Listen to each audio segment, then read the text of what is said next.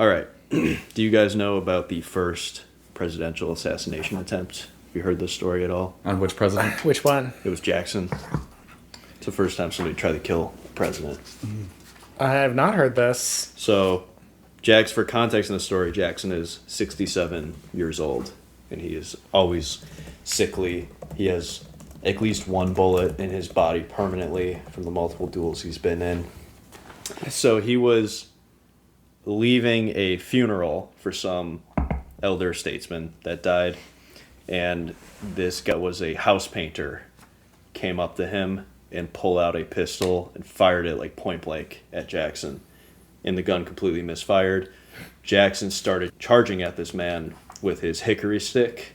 Mm-hmm. They called him Old Hickory. He carried a hickory stick. For just this sort of moment. Right. The guy pulls out another gun, fires, and it also misfires. And Jackson beats the shit out of this guy with his walking stick. And his associates have to pull Jackson off of this guy, Richard Lawrence. And Jackson is like, I know who sent it. He's yelling. He wants to murder this guy on the street while he's the sitting president. And they're like, you can't do that. And later presidents will get shot, and they'll intervene and actually try to stop the mob from basically lynching their would-be assassin. Right. Jackson's not about that. He's doing the lynching himself, if he can get away with it. But Jackson's convinced that this guy is an agent of the Bank of the United States sent to kill him, and that's his firm conviction. It turns out the guy was just an insane person who thought that killing Jackson would make him the rightful king of England or something like. It's complete insanity. Like unlike a regular assassin, right? Who wants to impress Jodie Foster, for example. Yeah.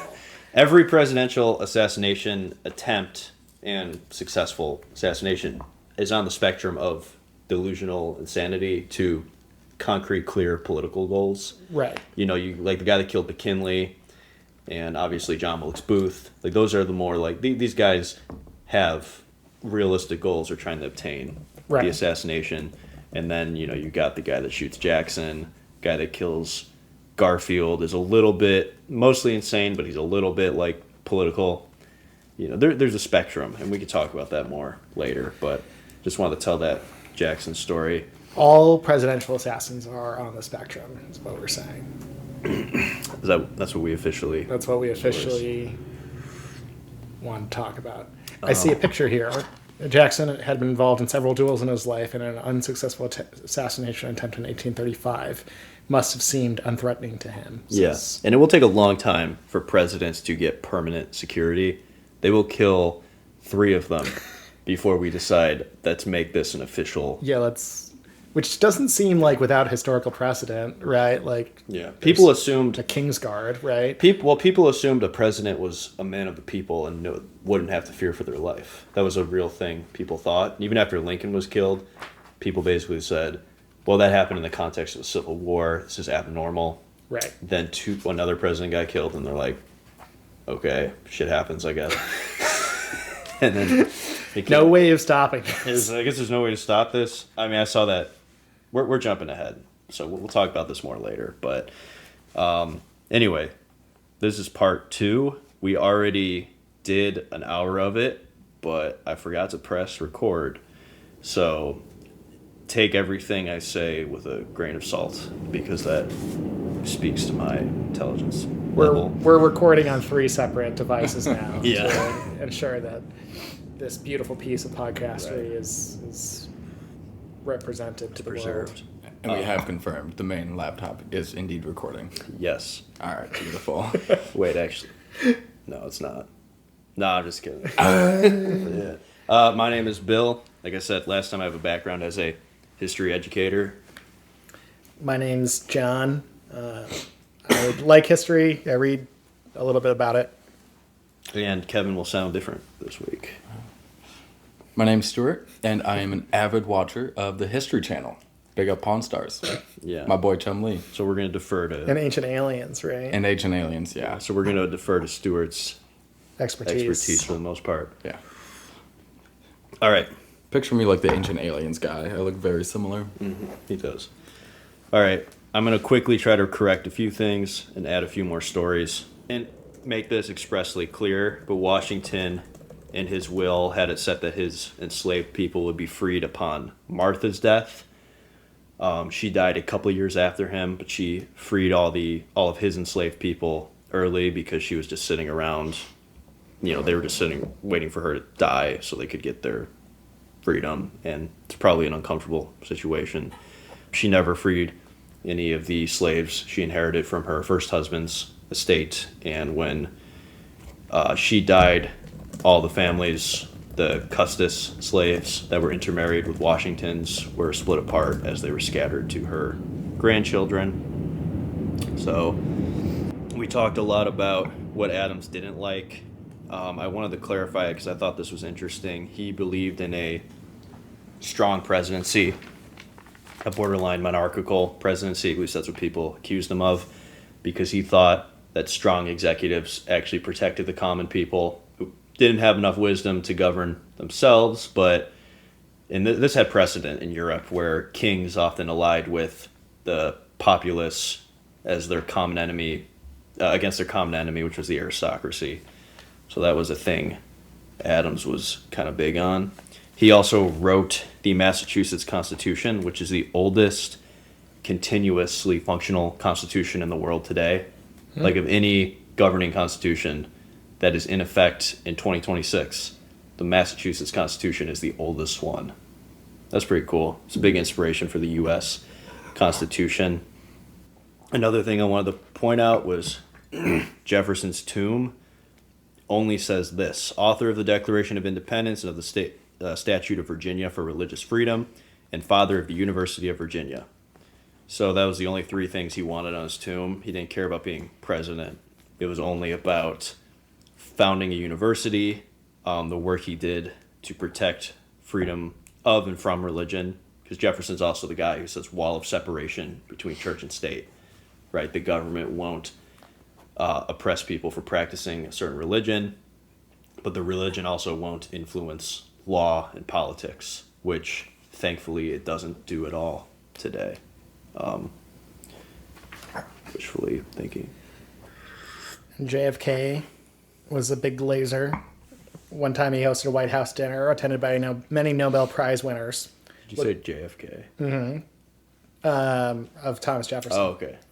Looking out on the gathering of famous scientists, physicians, and writers, he remarked that it was, quote, the most extraordinary collection of talent, unquote, that had, quote, ever been gathered at the White House, with the possible exception of when Thomas Jefferson dined alone. Nice. Nice. And Jefferson didn't even vote for it. Crazy. I told you guys about this story, but John Quincy Adams is the first president to be interviewed.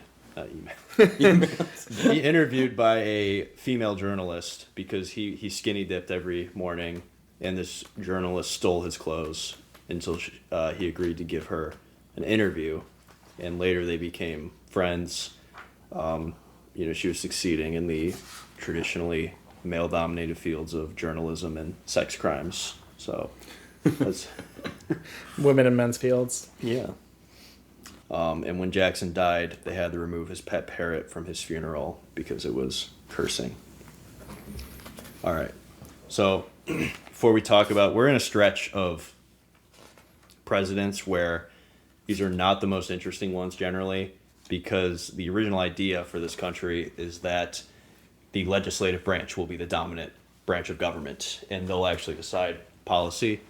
And that's not something that we think about much today, because presidents govern more like emperors, or talk about the imperial presidency, where presidents decide how they're going to enforce laws, what laws they're going to enforce, how they're going to stack the federal bureaucracy in a way that is more and more making the legislative branch ineffective and seemingly useless.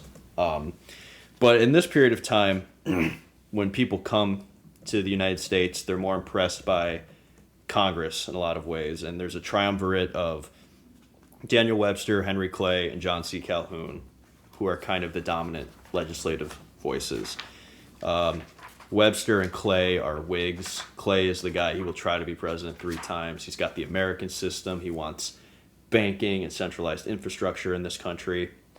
And Calhoun is going to be the most vocal proponent of state autonomy, basically as a means to preserve slavery. And that's the other thing in this time period, is there is an ideological shift happening on how people talk about slavery. We talked a little bit about the Nat Turner uprising.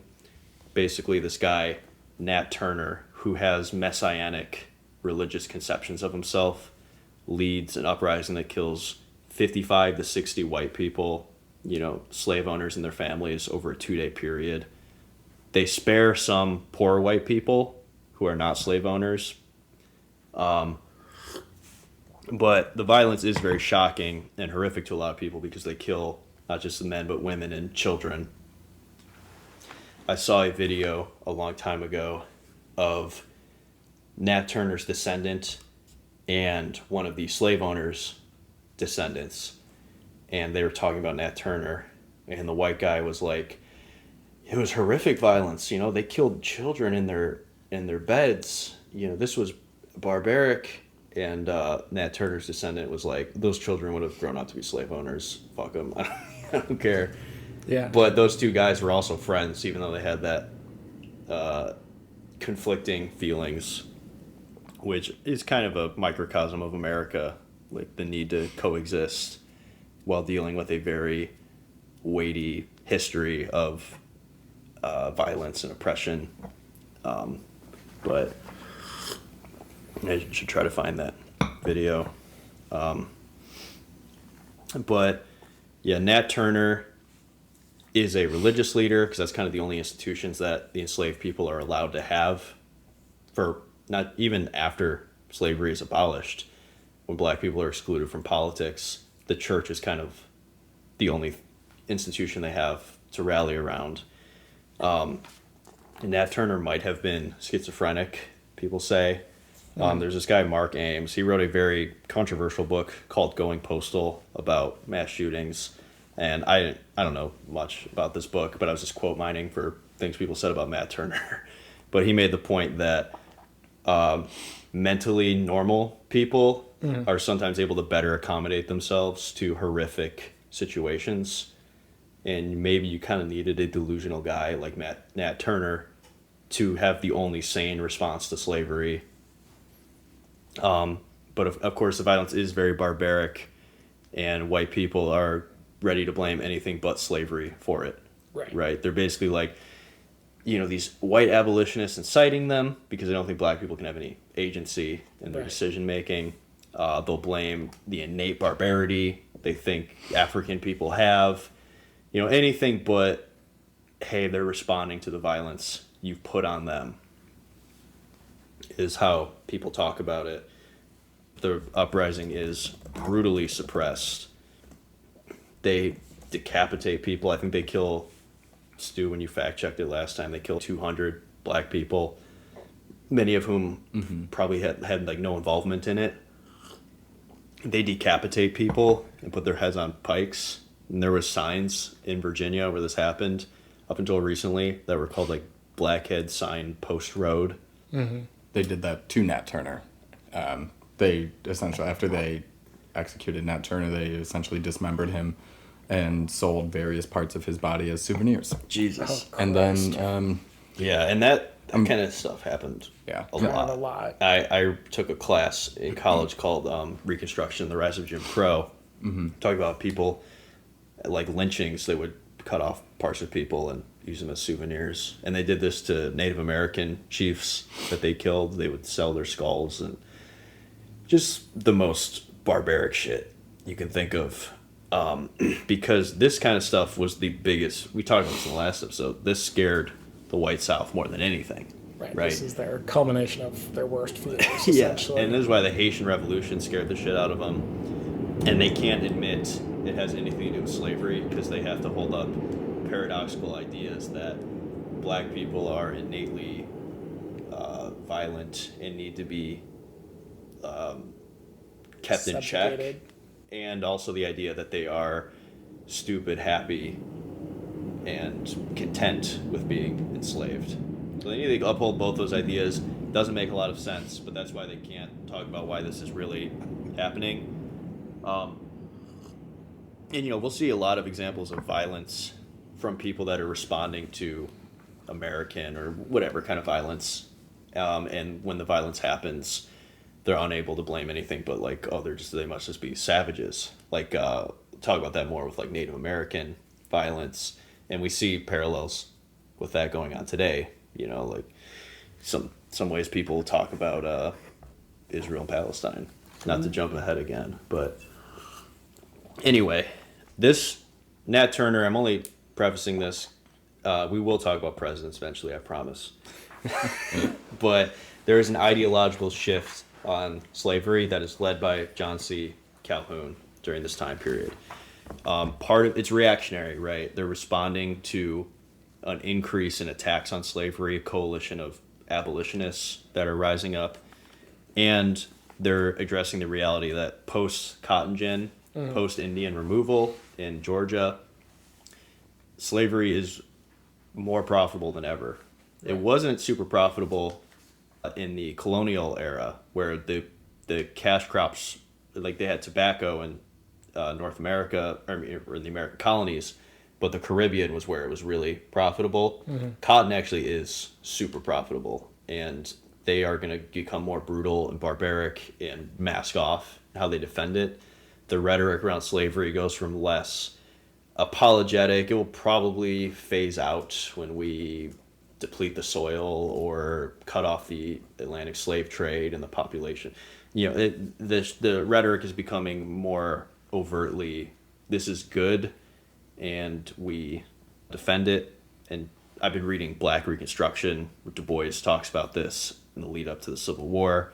I have a quote from John C. Calhoun where he says, "I hold that in the present state of civilization, where two races of different origin and distinguished by color and other physical differences, as well as intellectual, are brought together, the relation now existing in the slaveholding states between the two is, instead of an evil, a good, a positive good." So people call this the positive good dynamic. And he says that around the time, a few years after Nat Turner, when they have to become, they don't have to be doing any of this shit, but they feel like economic pressure. They're compelled to be more brutal about it.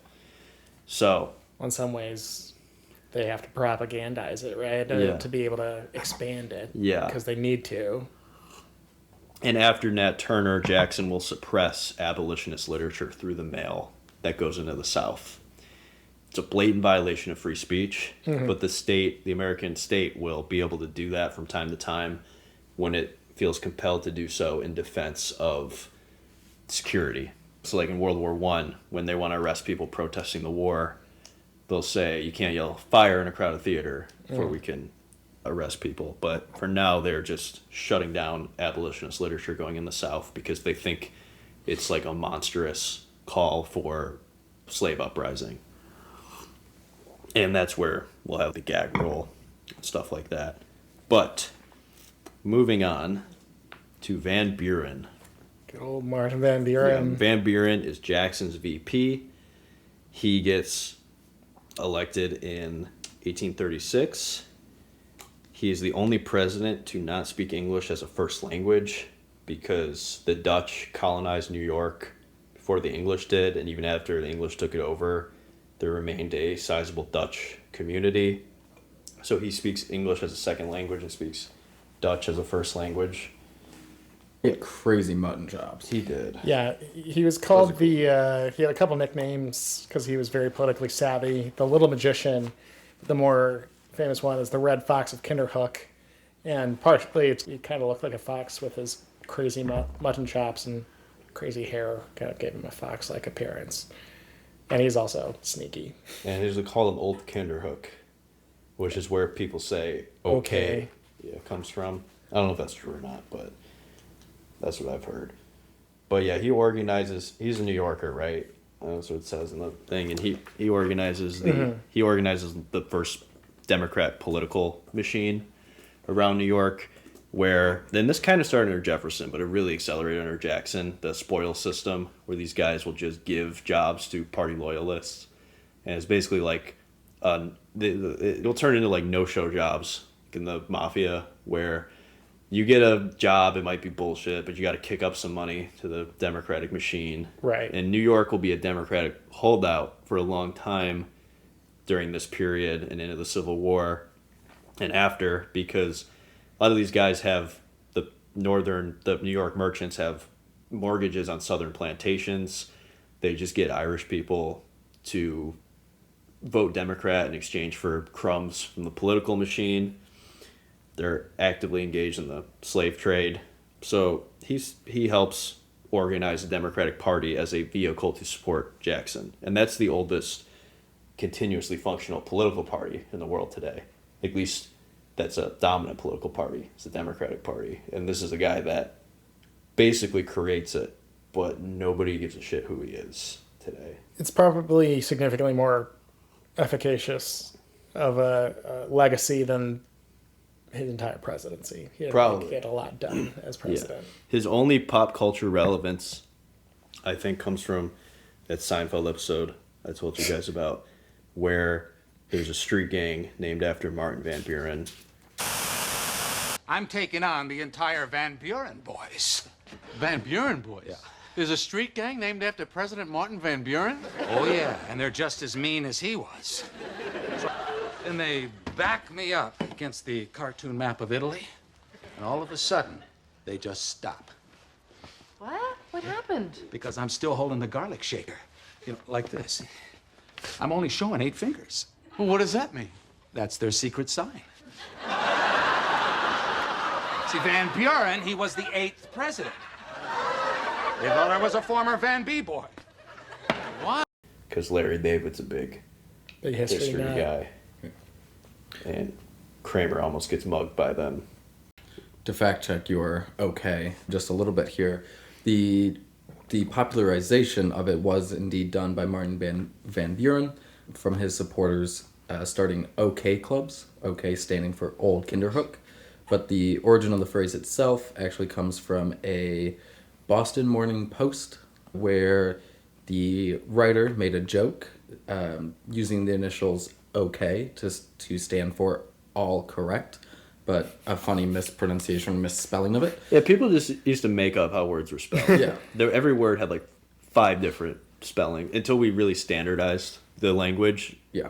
People just spell things however they sounded. Yep. So it started as a meme, and then it just happened to be at the same time as Van Buren's re-election, and so he kind of embraced it, took it, ran with Old Kinderhook, and now we use it all the time. One of the original memes. Thanks. Martin Van Buren was indeed a meme lord. Pull Yeah. that. You know, Pepe the Frog. Cut everything. You can delete that. But okay, here's the pathetic thing for Van Buren is he was Jackson's guy. Jackson crippled the American economy, partially because he was too stupid to understand how it worked. And he destroyed the bank. Immediately after Van Buren takes office, the economy collapses, the Panic of 1837, and he has to deal with the mess that his predecessor created. And people are like, this asshole's having fine dining while we're starving in the streets. There's no conception of doing a New Deal or the government really giving relief to people at this time. It's very Reagan, H.W. Bush. I mean, the economy wasn't as bad under Bush, but, you know, like a popular president's vice president gets elected on his coattails and then immediately has to deal with the economic policies that your predecessor created. So, yeah, Van Buren will be a one-termer. Just like HW. Yeah, just like H.W. Van Buren does oversee the Trail of Tears with Winfield Scott, the general. Even though Jackson's the one that put it in motion, most of it I think is carried out. Like with the Cherokee, I believe it happens under Van Buren. He primarily tries to basically pussyfoot around slavery. He doesn't want to talk about it. We'll talk more about Texas later, but he avoids questions of annexing Texas because he doesn't want to upset the free slave state balance. Basically, the South at this point, even they have the 3/5 compromise, which gives them representation for their enslaved population. So they need slavery to expand for that political base, but primarily they're trying to hold on to the Senate, because even with the 3/5 compromise, they're getting outnumbered in the House just by the sheer number of immigrants to the north, and the population booms there, and cities and everything. So they're trying to hold on to the Senate, and if they can get more slave states and free states, they would love that, but they need it to at least be 50-50. Otherwise, they'll be able to get outvoted by the free states. And that's a principle going back to the Missouri Compromise, 1820, where they're like, we need senators. So Van Buren kind of ignores slavery thing.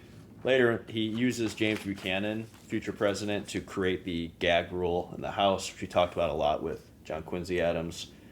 Later in life, he'll run on a free soil ticket, but for now, he doesn't want anything to do with inflaming the slavery issue. Yeah, he's a one-term guy. You got anything to add about him? Basically, that the big thing that happened was the economic crisis that he got blamed for. That most of what he did, he pretty much accomplished before and after being president, but not during. And it's kind of crazy that he even became president, because the Whigs decided to run 4 different people. Yeah, people used to say just throw shit at the wall. Basically, that's what they tried to do, and it just did not work at all. They intentionally divide their electorate. Right. So they try to run regional candidates, right? So they're like, this guy can beat him in the north, and then their idea is they'll send it to the House and they'll win it there. That was the idea. Yeah, which doesn't work out for them. But each.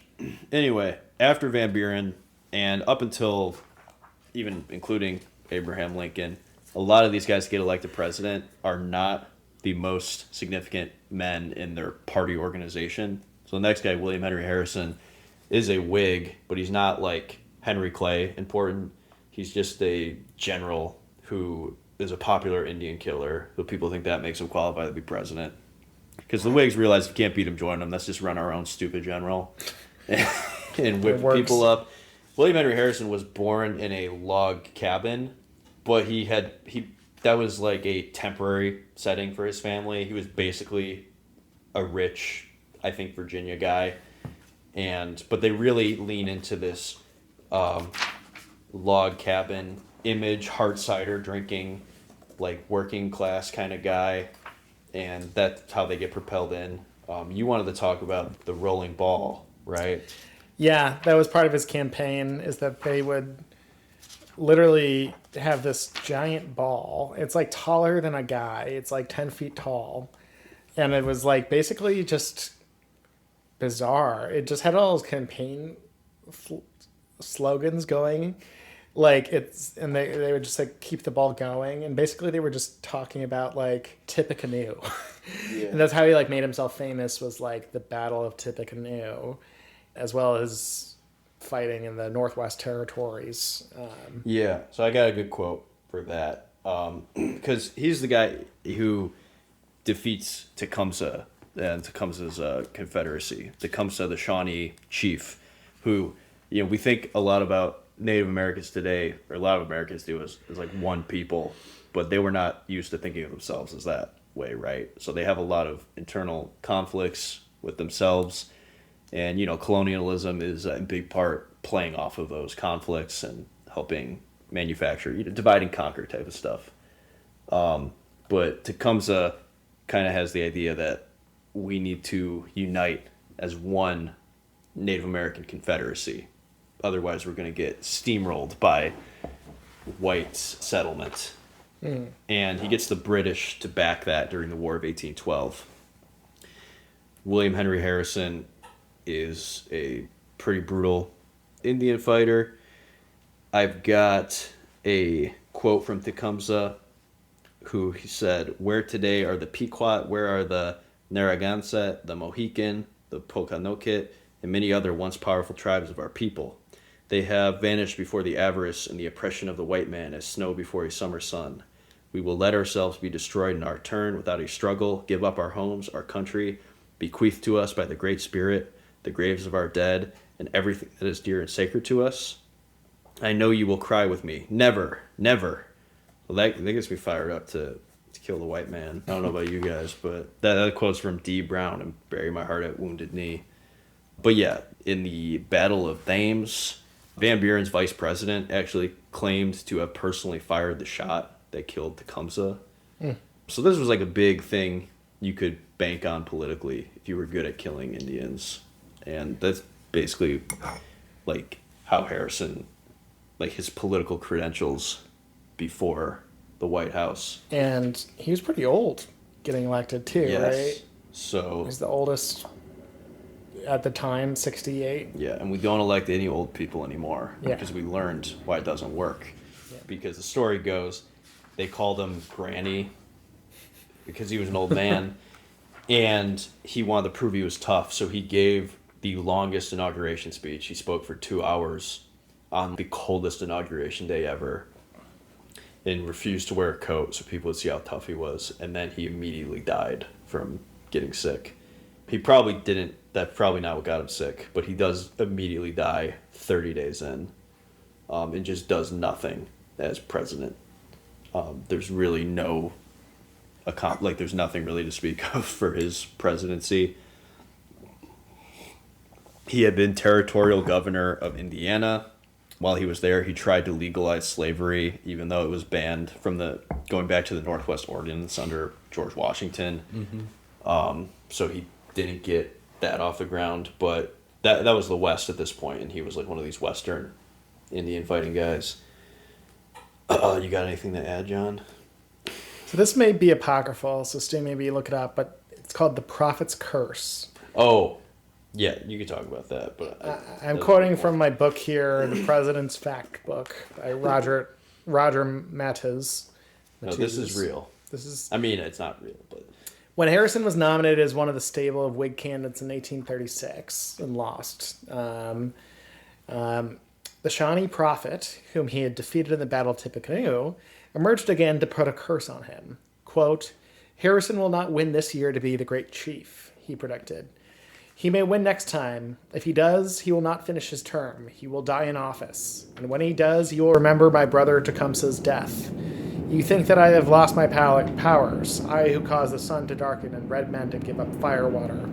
But I tell you, Harrison will die, and after him every great chief, chosen every 20 years thereafter, shall also die. When each one dies, let everyone remember the death of my people." The fact is, the 20-year cycle of death played itself out with Harrison in 1840, Lincoln 1860, Garfield 1880, McKinley 1900, Harding 1920, Franklin D. Roosevelt in 1940, and Kennedy in 1960. yeah. And then Reagan gets shot and almost dies, but they say him living beat the curse. Broke the curse. And then the next president elected in a 0 year was W. Bush, and thankfully nothing horrible happened Right. after he was elected president. And Biden, just his brain died. So, Yeah. Bush got a shoe thrown at him. I heard somebody threw a grenade at him too.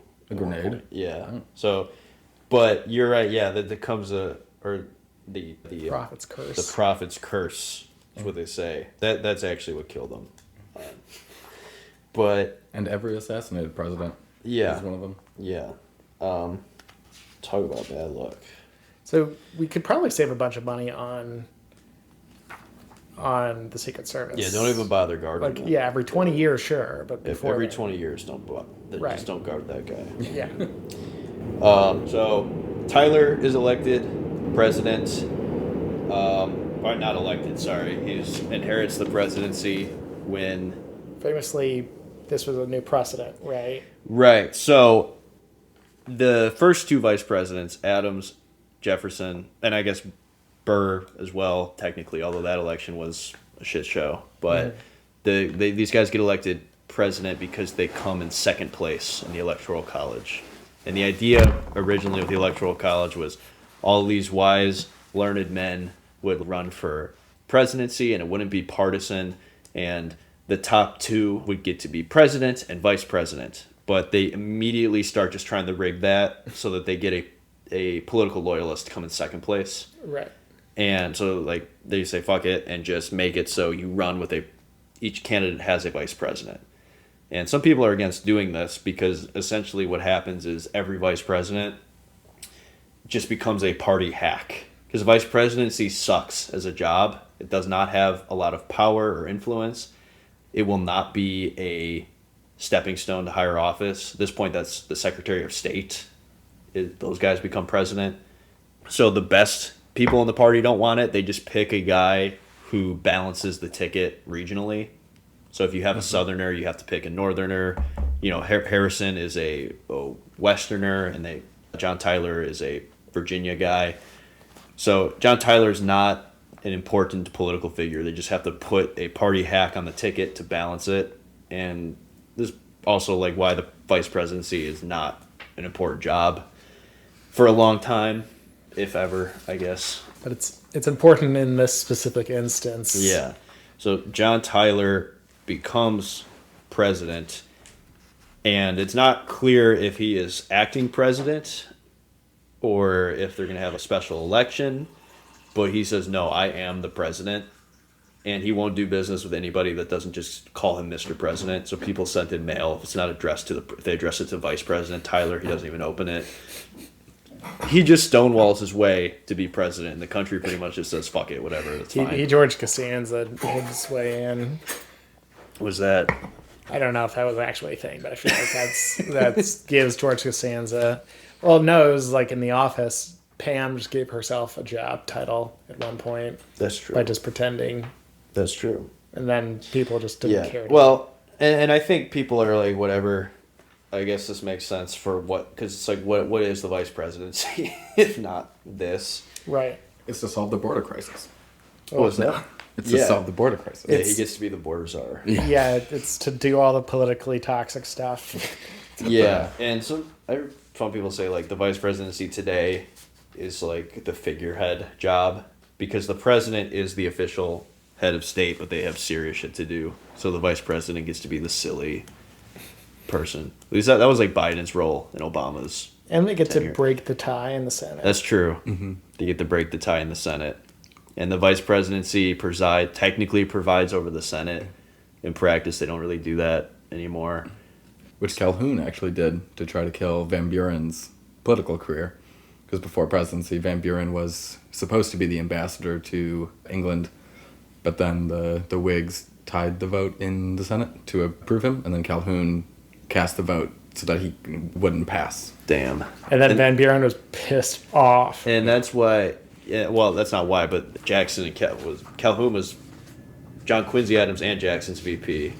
And he and Jackson had a falling out, largely over the nullification issue. They were at a dinner one time, and Jackson gave a toast, and he said something like, to the Union. And then John C. Calhoun got up and he gave a toast, and he was like, to the Union as long as it respects our liberties. And Jackson Original was like, states' rights guy. fuck this asshole. Like, I don't know, that's not the exact quote. I mean, none of that's the exact quote, but that's the gist of it. And that was when, so Calhoun's the first VP to resign in office. Anyway, Tyler, he sucks, basically. He's a Whig. This is the other thing. Like, the Whigs never really get a president. They get two guys elected. They both fucking die. And then their vice presidents suck. So they have a lot of influence in the legislative branch with Clay. But Tyler, the main thing the Whigs want right now is a new Bank of the United States. Because Jackson killed the last one. You know, we had one.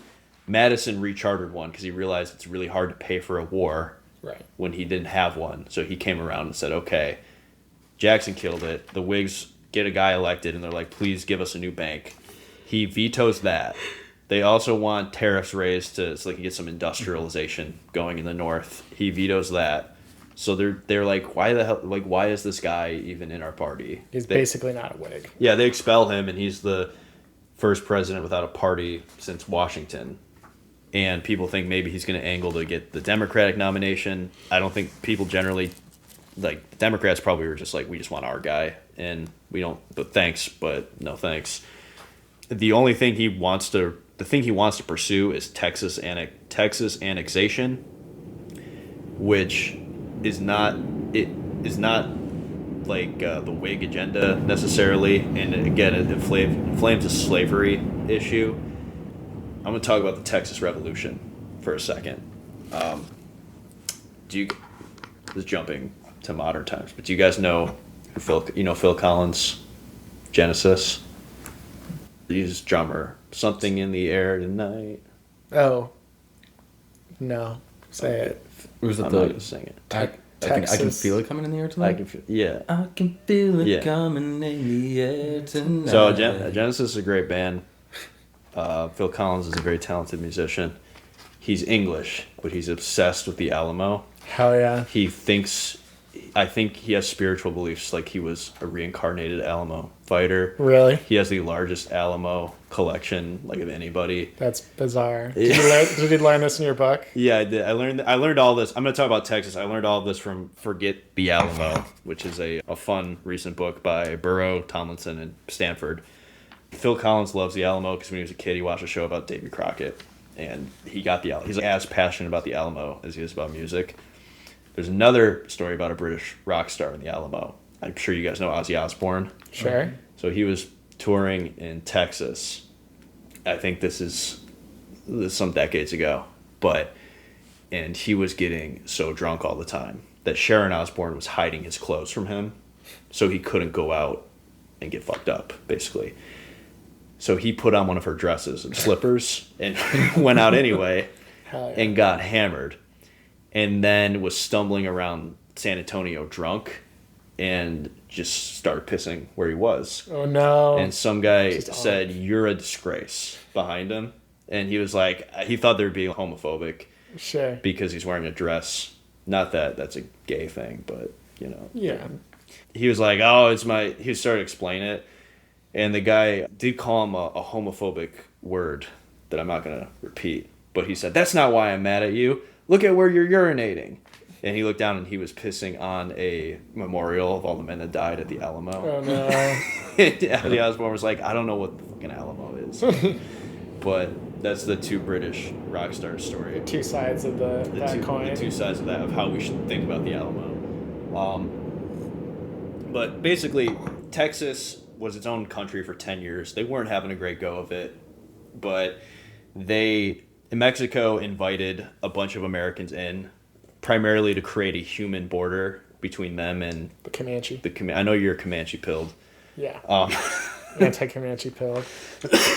Yeah, the Comanche had stable relations with Mexico under Spanish rule, and that kind of got destabilized by Mexican independence, and they were raiding Mexicans and stealing, like, horses and whatnot, and I think they were selling them to Americans for firearms. And to be fair, their raids could be pretty brutal, but Mexico was like, who doesn't mind getting raided and find a violent group of people that, like, some American settlers still will bring in. Mexico, it was Apache, Navajo, Ute, and Comanche Native Americans.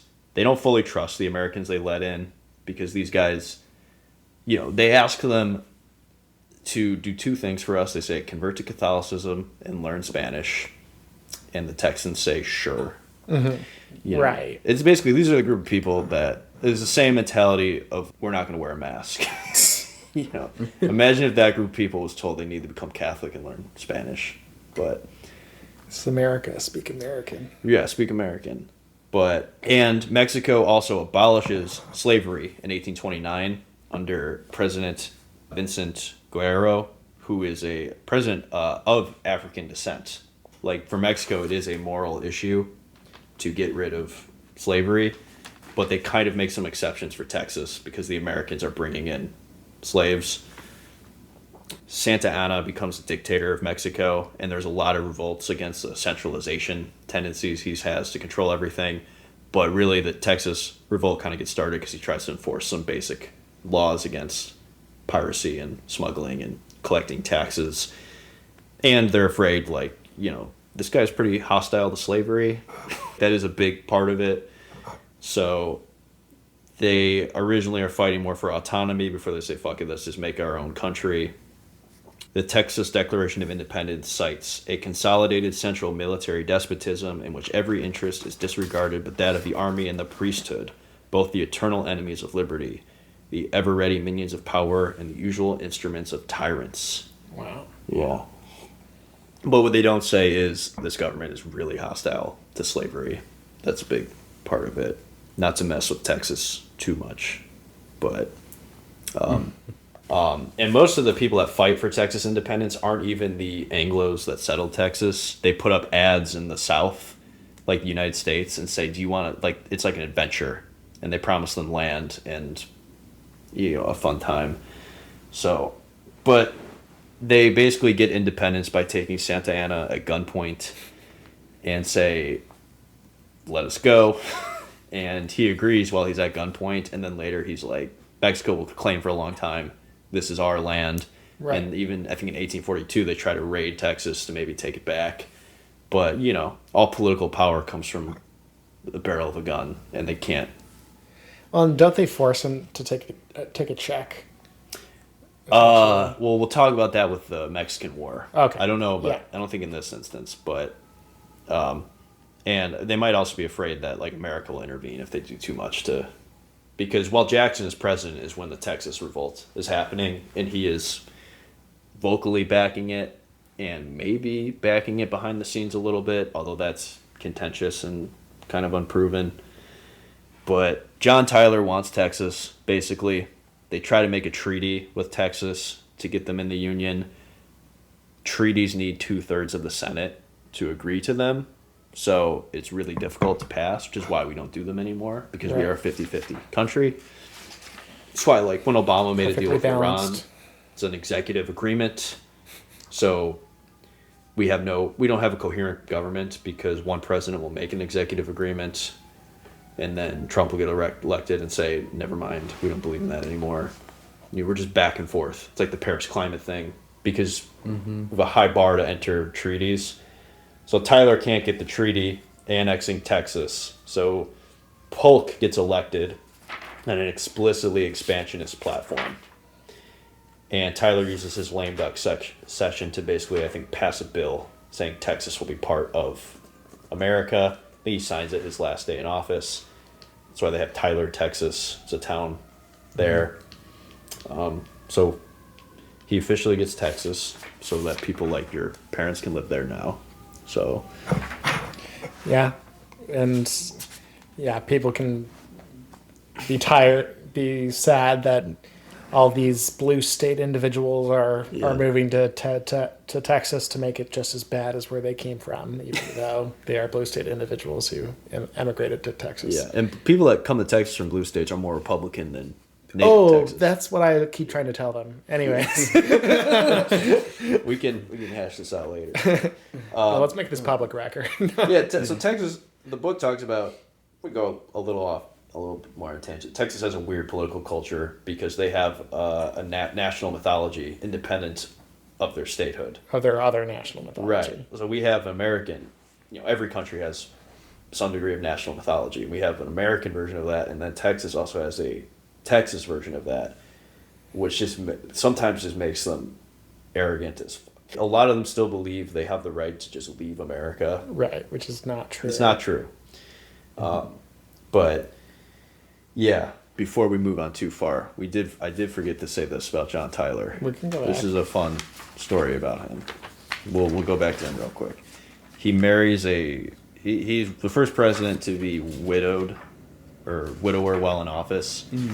And he starts hitting on like a 22-year-old lady, and they get married, and late in life he starts pumping out a ton of kids. He's like 13 or 1, something, 2, right? 3, 4, 5, 6, 7, 8, 9, 10, 11, 12, 13, 14, 15 kids. Okay, so he pumps out 15 kids late in life too. He has some with his first wife, I think. And then that's why he died in 1862. His last kid was born in 1860. Yeah. So this man, John Tyler, was born in 1790. He was 70. Yeah. He was born in 1790. He had grandchildren alive as recently as 2025. He had 2 grandchildren one died in 2020, one died in 25. So that's a crazy stretch. He also is the only president buried under a foreign flag because... Under the Confederate Yeah, flag. when Virginia tries to secede, he is the only living president, and there's a lot alive at that time. He's the only one that throws his lot in hard with the South and gets elected to the Confederate House of Representatives. I think dies before he takes his seat, and then is buried under the Confederate flag. I think by the time we win the war, it's not like we're going to exhume him because we're like, all right, whatever, this guy kind of sucked. He was a traitor. Wasn't even a good president. Like, nobody's fighting for his reputation. Congress didn't even give him a memorial stone until like 1915 when they're like, when we're okay, full I lost guess, cause mode. Yeah, I guess we can just, yeah. I guess we can celebrate any traitor's slave owner. But yeah, he, his son, Lyon Tyler, will become a big lost cause historian and dedicate his academic career to like trashing Abraham Lincoln. So, you know, there's not a lot of good stuff with Tyler.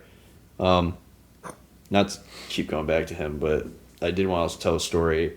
He took a bunch of his cabinet members on the USS Princeton, which is a naval ship, and it fucking exploded and it killed 6 people, including his Secretary of State, Secretary of the Navy, and an enslaved valet he had. So like a bunch of his cabinet members just died in a random implosion.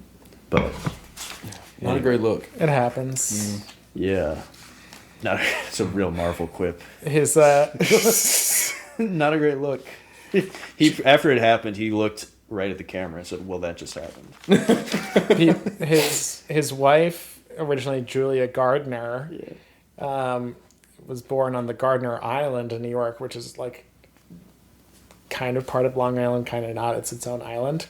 Nice. But they think that William the Kid, Billy Kid, buried his fabulous treasure there. That's like Let's go dig it up. Yeah, and apparently still to this day, people go to that island, and the Gardner family who still lives there is like, guys, stop. Let's go be those annoying guys. I want to talk a little bit about what manifest destiny is, because that's really important to understanding Polk. It is a kind of religious idea that America is destined to go from ocean to ocean, that this whole land is meant for America, and it's like American exceptionalism then and now. It's a self-fulfilling prophecy. If enough people believe in it, it's going to happen. Yeah. And it is it is America's settler colonial ideology, right? So This is the very famous painting of the woman leading American settlers towards the west, right? The American Progress is what it's called. Right. But it's the angel. Driving off there. Or I assume it's an angel, but driving off natives, bringing people from east to west. The painting depicts kind of both sides of the U.S. Has the Rocky Mountains in there as well. And that's how people thought about it. You see the natives in the corner of that painting kind of scattering away. People kind of thought, like, and a lot of it is like what we talked about a little bit with Jefferson in the last podcast, American supremacy, almost like our institutions of government are the most free of anything. So it's in everyone's best interest if we just take all this land, and the Indians living there will kind of just need to be pushed aside for the sake of progress. And this is... there's a lot of different reasons people want this expansion to happen. For the South, we talked a lot about, you really need to understand their political motivation at this point is they need to expand slavery, partially because they deplete their own soil. The upper South, states like Kentucky and Virginia, in some cases, it becomes more profitable to hire seasonal free labor, so they need to sell off their excess enslaved population to up-and-coming planters. And that's also this is also the dream of the poor whites in the South. It's their only conception of how they can improve their lot, because they have it awful. Like, their lives suck. There's a good book called White Trash by Nancy Isenberg I read a while ago that talks about how there are these, like, the conditions for them are horrific. And they kind of use like shock troops to settle new areas. They send in the poor whites to fight the Indians and get it settled. But their ambition is to get their own plantation and their own slave population. So there's this need, and it's just economically very beneficial, right, for them to expand slavery westward. And they don't just look at the territory America eventually gets. They're looking at like Cuba and Mexico, just like they were with Texas. And there are these guys called filibusters who will go to like South American governments and try to start shit, like try to start shooting people. Jeez. Like they'll try to see if they do a little piracy to see if they can They're essentially chirping. yeah. Yeah, they're talking shit, and sometimes they come, like nothing happens, they come back. Sometimes they're captured and like shot. Sure.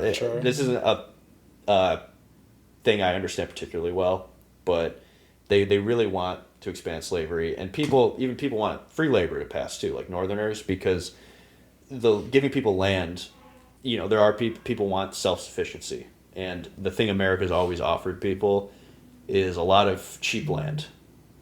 In Europe, I was reading this book by Ellen Meiksins Wood called The Origin of Capitalism. She talks about they had land enclosures where they used to have common land for people, but the state divided and sold it, and there's a land monopoly. The aristocracy, like the really rich people, have a monopoly of land.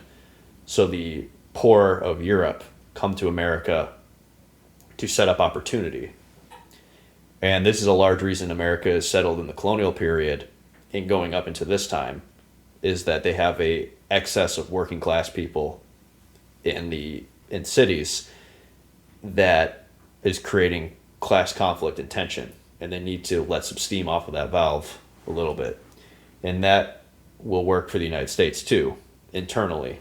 We can send some of our working class people get their own lot and piece of land in the West, and that will let some steam off of the class tensions going on here. But Manifest Destiny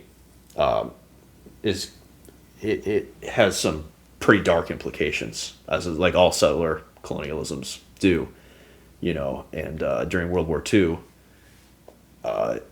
it mirrors the Lebensraum ideology of the Nazis, right? Mm. If you guys seen that movie Zone of Interest? Parts of it. Okay. So the interesting thing about that movie, the premise of the movie is it's a Holocaust film, but they never show any like Holocaust footage. Yeah, it's from the perspective of... It's from the perspective of a Nazi and his family that are living near, I think, Auschwitz. Mm. And his children are just like playing in the fields. His wife is looking forward to when the genocide is finished. Right. And they will just have living space. That's what right. Lebensraum means. And the thing I found so fascinating about that movie is, at least as far as I remember it, I saw when it came out, is like you don't see the family just talking about how much they hate Jewish people all the time. They're looking at the Holocaust as like a opportunity for settlement. The Nazis think they can clear out Eastern Europe and Russia and leave it for German settlement. And they are looking at other settler colonialisms to some extent, and doing that on a accelerated industrial scale, right? So that's the dark side of this. I mean, not even the dark side, the interesting, the material aspect of it. And profane aspect of it. And I don't think we haven't fully figured out how to make sense of that as a culture in a country, but not to bring the vibes down, but and Manifest Destiny is also kind of like Zionism as well, like religious terminology to justify settlement and displacement of people. Because the very literal goals that Polk said in his inauguration speech were to acquire some or all of the Oregon country, and then acquire California and its harbors from Mexico. Yeah. So two of his primary goals. Yeah, and a lot of these guys, like you'll see, like you can pull quotes from them where they talk about the the Anglo race is destined to conquer this land. And it's like, holy shit, these guys, this is fucking nuts, dude. But, okay, Polk, they call him Young Hickory because he's a Tennessee guy like Andrew Jackson. Andrew Jackson they call Old Hickory. Jackson, I think, works behind the scenes to kind of get Polk the nomination because Polk kind of comes out of nowhere. He runs against Henry Clay. He barely wins. He partially wins because there's a third party called the Liberty Party that siphons a lot of votes in swing states that might go to Henry Clay, the Jill Stein voters. Or Henry Clay. This is like, what, Henry Clay's third time running? I think this is his last time running, too. Yeah. Very close election. It's a very close election. Polk is kind of, I think, though, the only president that has a clear, simple platform and accomplishes everything in his platform. And he does it all in one term. So he runs on establishing an independent treasury, which is different from a bank, reducing tariffs, settling the Oregon dispute with Britain because they have a territorial dispute, and acquiring California and New Mexico. He does all of these. The thing with the bank is, and I was reading Black Reconstruction by W.E.B. Du Bois, and he talks about how these northern capitalists are studying the art of making wealth like it's the cure for cancer. They really understand how to do this. They understand how to use the economy of the South to their advantage. They have more control over the price of cotton. And the Southern slave owners are not good at this. They don't really understand modern economics. They live like a century out of date, cosplaying almost as European aristocrats. But they also live like, degenerate drinkers and gamblers too. But they have a very refined idea of themselves. All they know how to do to make money is exploit their enslaved population as much as possible. Mm-hmm. And so they have a lot of resentment for northern capitalists. And we talk a lot about these two competing systems of economy and politics developing. Northern free enterprise and kind of bourgeois capitalism. The South is, basically becoming or is a oligarchy. But a lot of people also hate the banks because banks issue too many banknotes. They issue paper money, creates a speculative boom and bust cycle, which is just a feature of capitalism, right? Mm-hmm. And when the economy inevitably crashes from time to time, foreclosures and bankruptcies leave assets in the hands of investors who are able to gobble this stuff up. And we see all this happen, like this happened in 2008, right, with the housing bust. After that happened, that's why so much of the housing now is owned by these private equity firms, right? You guys probably understand this better than I do, but it happens a lot. Yeah. Yeah. So in a lot of ways, the capitalism leads to this wealth consolidation. So that's why a lot of people have populist resentment towards banks and only trust hard money, gold, specie, hard currency. And the independent treasury is basically a government-run vault that will hold the government's hard money in it. It's not a bank, but it is some kind of central financial system, which is definitely needed. But the other thing capitalism can do, which is very innovative for the time it comes around, is it allows more wealth to exist on paper than exists in hard currency. Mm-hmm. And at this point, banks are the ones that are printing money and issuing banknotes. I don't know when the federal government starts doing that, but it starts to be a problem at one point because they're technically all supposed to hold the same amount of value, right? It was at one point it was on the silver standard, but different banks were trusted differently in different regions. Some people would buy up currency at discounts. Oh, it created all sorts of issues. Yeah, which is why why a central bank was useful to have. Oh, for sure. Jackson didn't understand that. Mm-hmm. He just hated it and killed the central bank. So you had all these competing state banks, basically. But so I just want to talk about banking because I think it's interesting. I don't know if anybody else does or anybody listening to this will, but it's so important understanding this. And I feel like the way they teach it, they're just like, yeah, he wanted an independent treasury. It's like, does your history teacher know what that means? Like, no, probably know the difference. Yeah. I didn't know what the difference was until I Googled it, like preparing for this podcast. I'm like, what exactly is the difference between a bank and an independent treasury? But now we know. Polk. Yeah. All right. Whatever. Back to Polk. Back to Polk. Back to Polk. Fiction. Because we haven't talked about the Mexican-American War.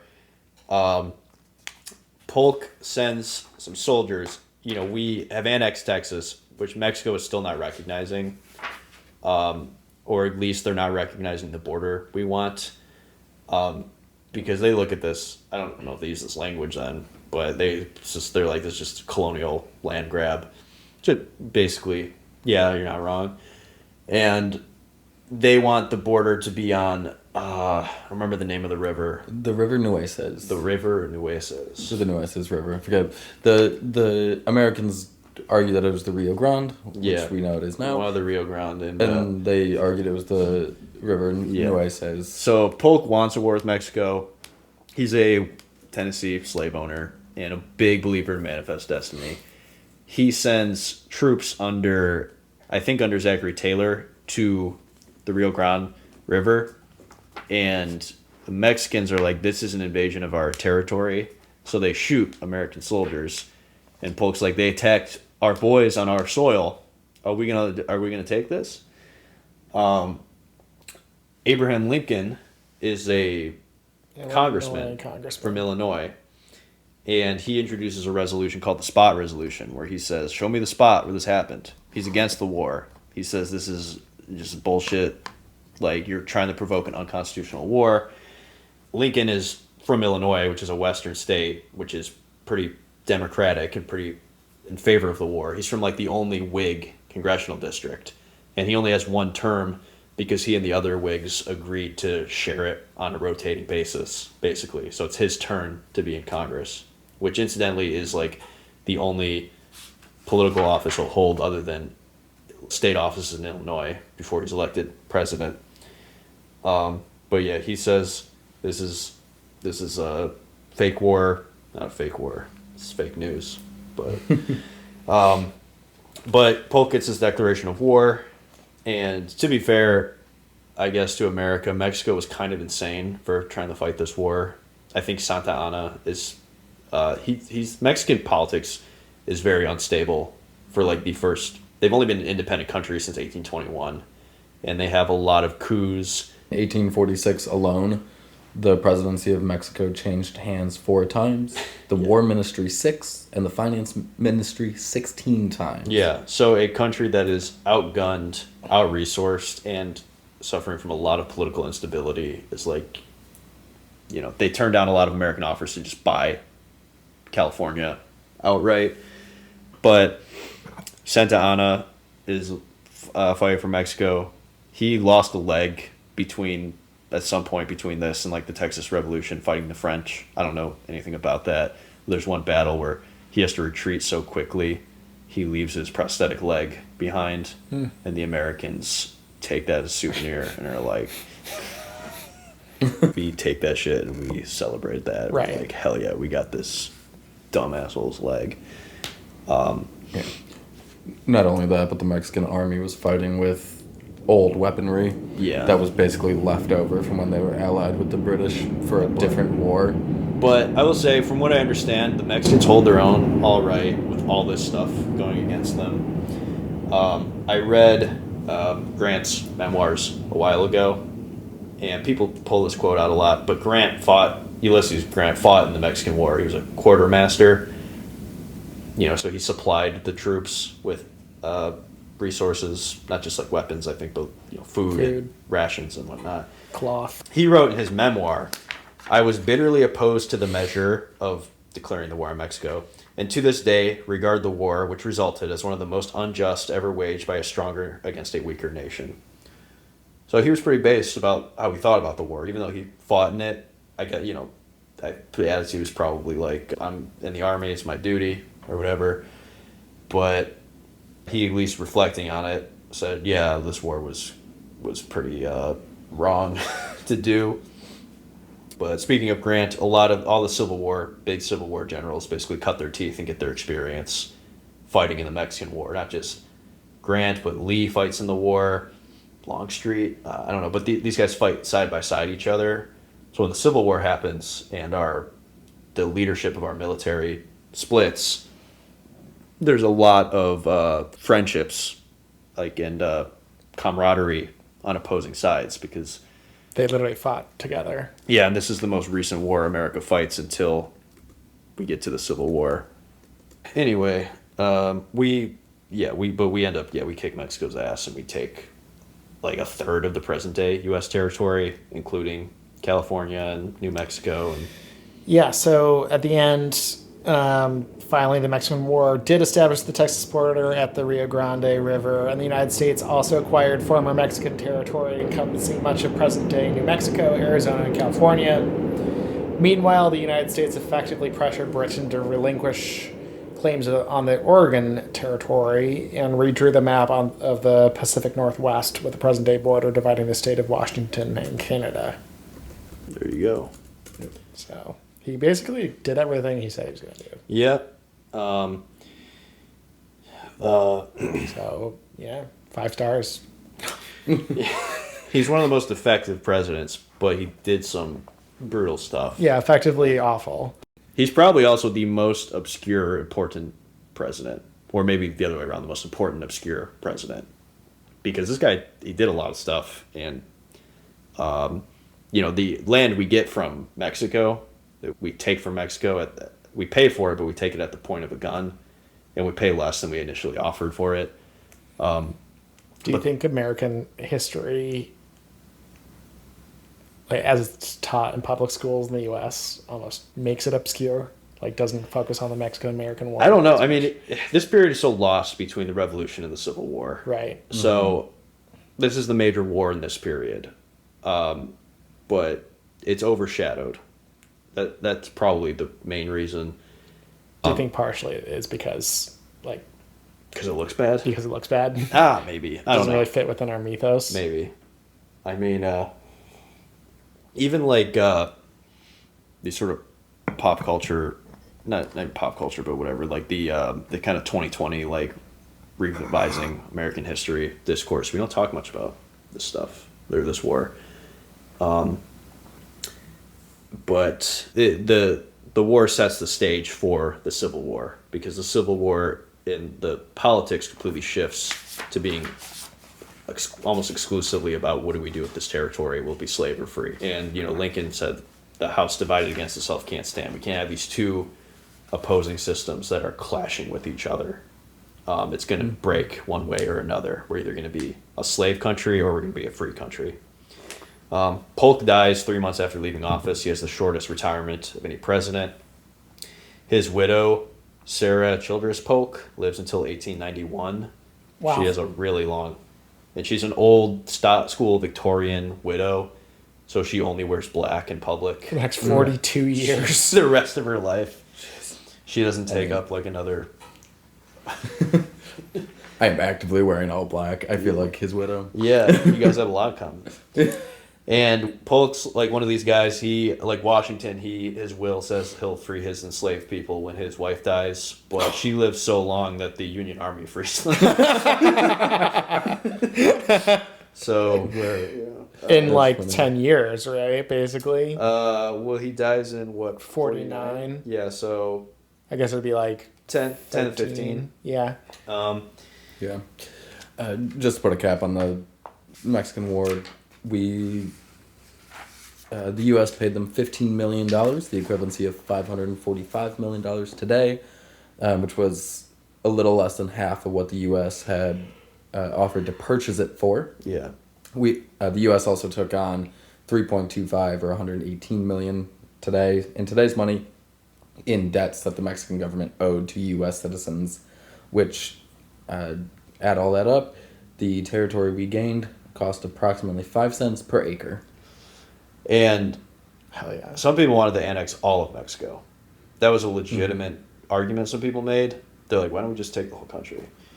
And I think the reason we didn't is because we didn't want to absorb a huge racially diverse Catholic population. That's why we didn't take Quebec. So we couldn't take Quebec. We actually took Mexico City at one point. Yeah, we occupied it. That's how far in we got. Yeah. Holy shit! I say we. That's like pretty we did, deep. Like you and I did this. But, Yeah. the Americans, I guess. I mean, we're It's Americans. Zocalo. But We were there. Yeah, we've been to Chapultepec Park. We've been on the castle. We've been where the American soldiers were. you guys and Zachary Taylor and Winfield Scott, Mm-hmm. a few years apart. The but- Big Four. They also hung a ton of Irish Catholics who deserted the American. Oh, that's a great American story. Army. The St. Patrick's Battalion. Yep, the St. Patrick's Battalion, or San Patricios, composed primarily of several hundred immigrant soldiers, the majority Catholic, Irish, and Right. German. They defected to the deserted. Catholic side, basically. Yep, Well, didn't they join the Mexican army? correct. Yeah. Most of the battalion were killed in the Battle of Churubusco, Yeah. and about 100 of them were captured by the U.S. after the U.S. won that battle, and then they just hung them. Yeah. The Irish are always being based. After the Civil War, a bunch of Irish people will try to invade and conquer Canada, like Irish Union veterans, because they're like, if we can take Canada, we can trade it for independent free Ireland from Britain.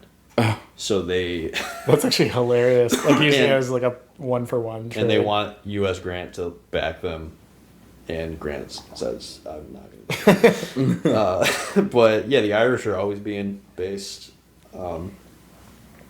But yeah, that is a good story. Thanks for bringing that up. That's my favorite thing about the Catholics, always willing to die on that cross.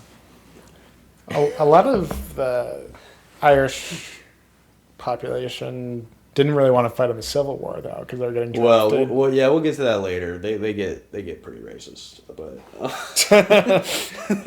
So maybe not always. well, based. yeah, we'll we'll talk about that later. But yeah, they do some horrific racial hate crimes in New York City because they resent having to fight the Civil War. My great grandfather was a Irish immigrant who fought in the Civil War, and What do you do in that New doesn't York? really, How that's not many like I people did he talk. lynch? Not like I talk. Jesus. Cut that. Good Christ, John. It's not like I talked to him about it because he died a long time ago. But the Union Army is 25% immigrant, and a lot of them didn't see it as their Their fight. war. But let's go back to Polk, because we'll keep We're keeping sidetracked with Polk. we'll keep it chugging along. He was I- the youngest president At that point. at that point. Yeah. Yeah. Because we elected 49. an old Old man keys, who keeled over right away. Yeah. So we're like, let's get some young blood in here. But yeah, I mean, we talked about people didn't want to take. Some people were against the Louisiana Purchase because they didn't think a Catholic French and Spanish population could work within American institutions. So of course, there's not going to be a lot of people probably thought that way about acquiring Mexico. We talked about that kind of like bigotry based on the idea that our institutions are so awesome that X group of people can't understand them, or that kind of cultural racism, which is a running thing throughout American history and beyond American history. I have a couple quotes regarding Polk. I haven't read this book. I don't know a ton about it, but like I said, I was quote mining. But Roxanne Dunbar-Ortiz wrote in an Indigenous People's History of the United States, President James K. Polk, who presided over the invasion of Mexico, saw its significance as an example of how a democracy could carry on and win a foreign war with as much quote-unquote vigor as authoritarian governments were able to do. He believed that an elected civilian government with its volunteer people's army was more effective than European monarchies in the quest for empire. The victory over Mexico proved to the European powers, he felt, that the United States was their equal, standing tall through military victory over a weak country. It was not Ronald Reagan or George W. Bush who thought up that idea. Their tradition is as old as the United States itself, or at least as old as Polk, because, one more quote, this one's a lot shorter, from Porfirio Diaz, who was a Mexican president or dictator, I don't remember. Different. He said, "Poor Mexico, so far from God, so close to the U.S." That's funny. I don't know if he was a dictator or not. I don't want to slander him, but What was his even name? Porfirio Diaz. Let's see if that It's probably Porfirio with an I. Google will know how to spell it. Yeah, see, we're back to not knowing how to spell anything because your autocorrect will be able to fix it. Former Spanish. Well, no, I'm telling you more about myself. I do that all the time. Like, I'll just barely type it in. It says president of Mexico. Let me confirm. Look up Francisco Franco. Does it say dictator there? Franco from Spain. Who? Franco. Well, I'm just curious how. Franco. We're going off topic. It doesn't matter. All right, Zachary Let's get to Taylor. Taylor. Taylor is, again, the Whigs only get their guy in when they run a general who is not super political. They don't get any of their nerd party guys in. So they say, whatever, let's put up Taylor. Popular general. I don't think he had ever voted before. He was Hell yeah. They just are like, So he's like most Americans. he's like, I don't trust the media, whatever. He's like, I'm Fake kind of, news. he's like a radical centrist who's got extremist beliefs all over the political compass. Love it. But this, I mean, kind of unironically because he surprises a lot of people. But yeah, he gets elected as a Whig. An interesting story about him is his daughter married Jefferson Davis, who would be the future leader of the Confederacy during the Civil War. Mm-hmm. And he was very against the marriage because he was in the military and he did not want his daughter marrying a military man because he's like, this life sucks. You'll be gone. And Davis was in the military. Davis fought in Mexico as well. So he hated Jefferson Davis. I think he threatened to kill him. You can fact check me on that, I guess. Who threatened to kill Jefferson Davis? Zach Taylor. So because he did not approve of the marriage. And then his daughter died 3 months into their marriage. And supposedly Taylor came around on Who did he threaten? Sorry? Davis. Jefferson Davis. Supposedly he was like, all right, you're all right. Yeah. My daughter's dead, whatever. Porfirio was a dictator. Okay. He called himself the president, but he was a dictator. A lot of dictators don't like calling themselves dictators. It's a weird thing. Yeah. Could respect the dictator who was like, yeah. Yeah. I feel like if Trump ever gets there, he'd just say it. I'm not a dictator, but I would be the best dictator. What were you saying? He did threaten to hang Jefferson Davis. Yeah, there you go. But then he died pretty quickly. Yeah, he died 16 months in. So he went to a July 4th celebration. And like we said, D.C. is a terrible place for a capital. For a long time, it's just a swamp. People keep dying. It gets hot and humid and disgusting in the summer. And the water gets contaminated. People get sick. And it gets really cold in the winter. So it's not a great place for a capital. But he goes to a July 4th celebration. He eats too many cherries and spoiled milk. And dies shitting his brains out. Seems like something I'd do. This is, Of acute gastroenteritis. Enteritis. So, though for a long time, there is a conspiracy theory that he was poisoned by the slave oligarchy because some historians looked at his symptoms and said this is consistent with a certain type of poison. So you can find a picture of like his skull on the internet because with the permission of his descendants, they exhumed his body in 1991 and tested it for traces of poison. And the results showed it didn't have one type of poison, but they didn't test it for Every poison? I don't know. You can't test for every poison, but That's a messed up skull. yeah, no. Yeah. Show the folks at home what a skull looks like. It looks Show like the a audio skull. file. Oh, that's not him.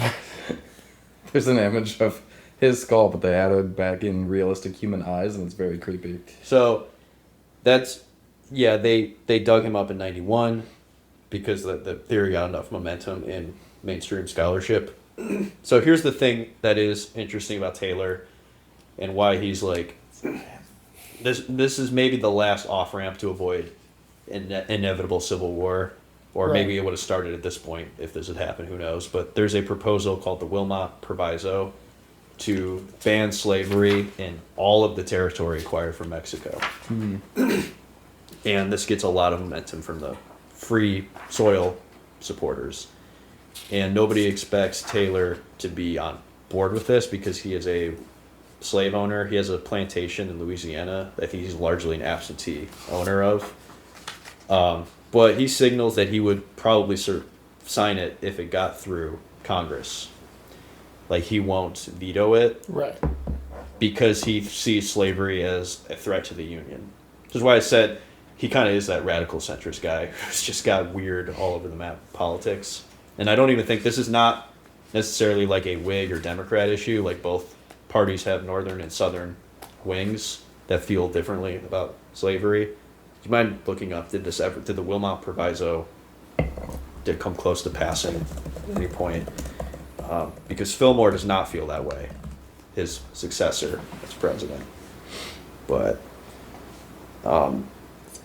it passed the House of Representatives multiple times Yeah. before being defeated in the Senate. yeah, and that's there you go. That's why the South needs the Senate, and why the Senate. My hot take is, in addition to many reforms, we should just get rid of the Senate if we could. But the South needs the Senate, that 50-50 slave-free state split, so they can stop things like that from happening. And because they're getting to a point where they have more political power than economic power, based just on how the institutions of our government are structured. Mm-hmm. So yeah, Zachary Taylor's president for 16 months. I don't know. You got anything from the big book? The life of a military wife. It sucked. As we talked about. Yeah, and you read that Grant biography, the Chernow one. It talks about his family situation, just being in the military. Means at this point, It's like pretty much just not home ever. yeah, at this point, like especially with all this territory, the territory we get from Mexico is not like Mexico did not have a firm grasp of this land. They when they get independence from Spain, they lay claim to a lot more land Then they can really and they can handle. really effectively control. You know, we talked about Comanche, Navajo, Ute. That's basically who runs Texas for a long time, and the West is still native country for the most part. So being in the military during peace times like this is going to military bases they pocket around the West as kind of planting our flag here. Like we will settle this, we do control it, in skirmishes against Native Americans. California is really where as far as I understand, the Western genocide against the tribes gets started, because California just puts a bounty out, like every Indian you kill, we will pay you. And a lot of that is getting off task. But John C. Fremont, who is really woke about slavery, is the first Republican to run for president in 1856, also leads genocidal attacks against California. Yeah, there he is. He's a good-looking guy. Yeah, good hair on him. Yeah, he's He got. has psychopath eyes, though. He does kind of have psycho eyes. Yeah, I do want to talk about him when we get to the Civil War, because he's an interesting guy. He'll serve as a general, but Disastrously. all right. Millard Fillmore is a dead ringer for Alec Baldwin. Really, they should have a Alec Baldwin film without him having any access to guns. Jeez. Playing Millard Fillmore. Oh, is that who he was playing on Rust? No. That'd be awesome. Oh, Millard Fillmore does look like a fat Alec Baldwin. Yeah. Yeah, or just give Alec Baldwin like a little bit of time. So before we talk, I'm going to talk about a few side notes about Millard Fillmore before I talk about the main thing he did. Later in life, he is nominated by the Know Nothing Party. In 1856, he's nominated for their candidate for the presidency. While he doesn't have any correspondence or communication with them, they're a xenophobic third party that's exclusively against Irish and German immigration. And they're just like, And they just nominated him. They just pick a president, like somebody with some cachet, Right. and he's not like Millard Fillmore isn't like a xenophobe about immigrants, but he says fuck it and runs. On their He's ticket. like, I'm happy to get. He picked, just consents to being their nominee anyway, which is whatever. It's interesting. So he also, do you guys know about his connection to Japan? Have you heard about this? Was he a weeb? Was he a weed? He loves anime. So Japan had been isolationist for a long time. and not just isolationists. They were completely shut out from the rest of the world, which is why, like, in a lot of ways, they develop a very unique culture. They don't have any trade with the rest of the world. And Millard Fillmore sends this guy, Matthew Perry. The Friends guy, Chandler. He sends Chandler with the Navy to force Japan to open up diplomacy and trade with the outside world at gunpoint. Right. They roll in, and Japan is, as far as I understand, cut off from like industrialization. Like they haven't seen things like this. But they do. That is what opens Japan up to trade with the rest of the world, and ends their isolation period. And that will never come back to bite America. Yeah, famously, Japan was cool with that. Well, and decided to not industrialize. Yeah. You know, less than a century after this is Pearl Harbor. And we'll talk more and more of a running theme of America kind of sowing the seeds of its own destruction of people that will attack them. Like we can get more into that later, but Iran. Yeah, during the Cold War, we backed a lot of almost all Mujahideen. Yeah, and that never came back. That never came back. But to be fair, it will be a long time before we have any business with Japan. A long time after. They're on the other side of the planet. Yeah, well, yeah, and the world only gets smaller and smaller. For a long time, it is very easy for the East and West to basically ignore each other, but yeah, we forced Japan to open up. But Millard Fillmore signs. You know, he's the last Whig president, and he signs Henry Clay's last legislative masterstroke, which is the Compromise of 1850. It is 5 separate bills, and they can get the votes on all of these bills individually. Enough people, I think, will vote for all of them just to get this through. They call it a bitter compromise. Yeah, some people will only vote for some of them. And they look at this as like the final settlement of the slavery issue, which it won't be. Not. No. One bill will admit California as a free state, probably balancing out Texas. I'm not sure what the ratio was at this point, but California gets to be a free state. Utah and New Mexico will have popular sovereignty on slavery, so they'll just let the people that live there vote if they want it or not, which is going to be a shit show when they do that in Kansas, but we'll talk about that in a minute. Abolishes the slave trade, but not slavery in Washington, D.C. So, you know, I guess that's a little sweetener for some people. Settles the Texas-New Mexico boundary, but the main thing that comes from this bill is a very strict Fugitive Slave Act. So it is constitutional. Like this is not new exactly. It is in the Constitution that an enslaved person running to a free state does not become free. And under Washington, they passed a law to enforce this, but this law is very strict, and basically there will be criminal penalties if you don't cooperate with returning runaways. And this really inflames the slavery issue, because the North resents having to basically become slave catchers. Most people in the North are kind of indifferent to slavery where it exists. Like, abolitionists are a radical minority, but they don't want to see it. They don't want to deal with it. They don't want to deal with the ugliness of it. And even racist people, and even some slave owners, are really uncomfortable with the idea of making free people enslaved. So when this passes, it leads to a rise in free black people in the North getting kidnapped and sent south by just like the most psychopathic money seekers, I guess you can imagine. It actually enabled, it didn't permit the captured slaves to go before a magistrate, and if anyone went to the magistrate in their defense, the magistrate was paid more to rule that the slave had to be returned than if they were free.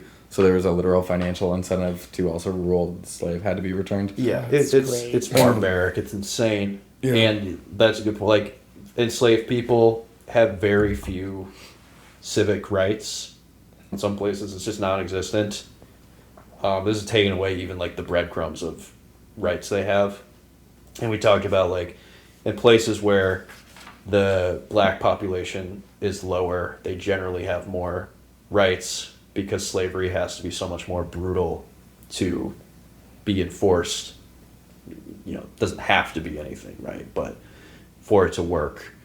And so, but yeah, the guy from 12 Years a Slave, I don't know if you guys ever saw that movie, read that book, Solomon Northup, I think his name is. Mm-hmm.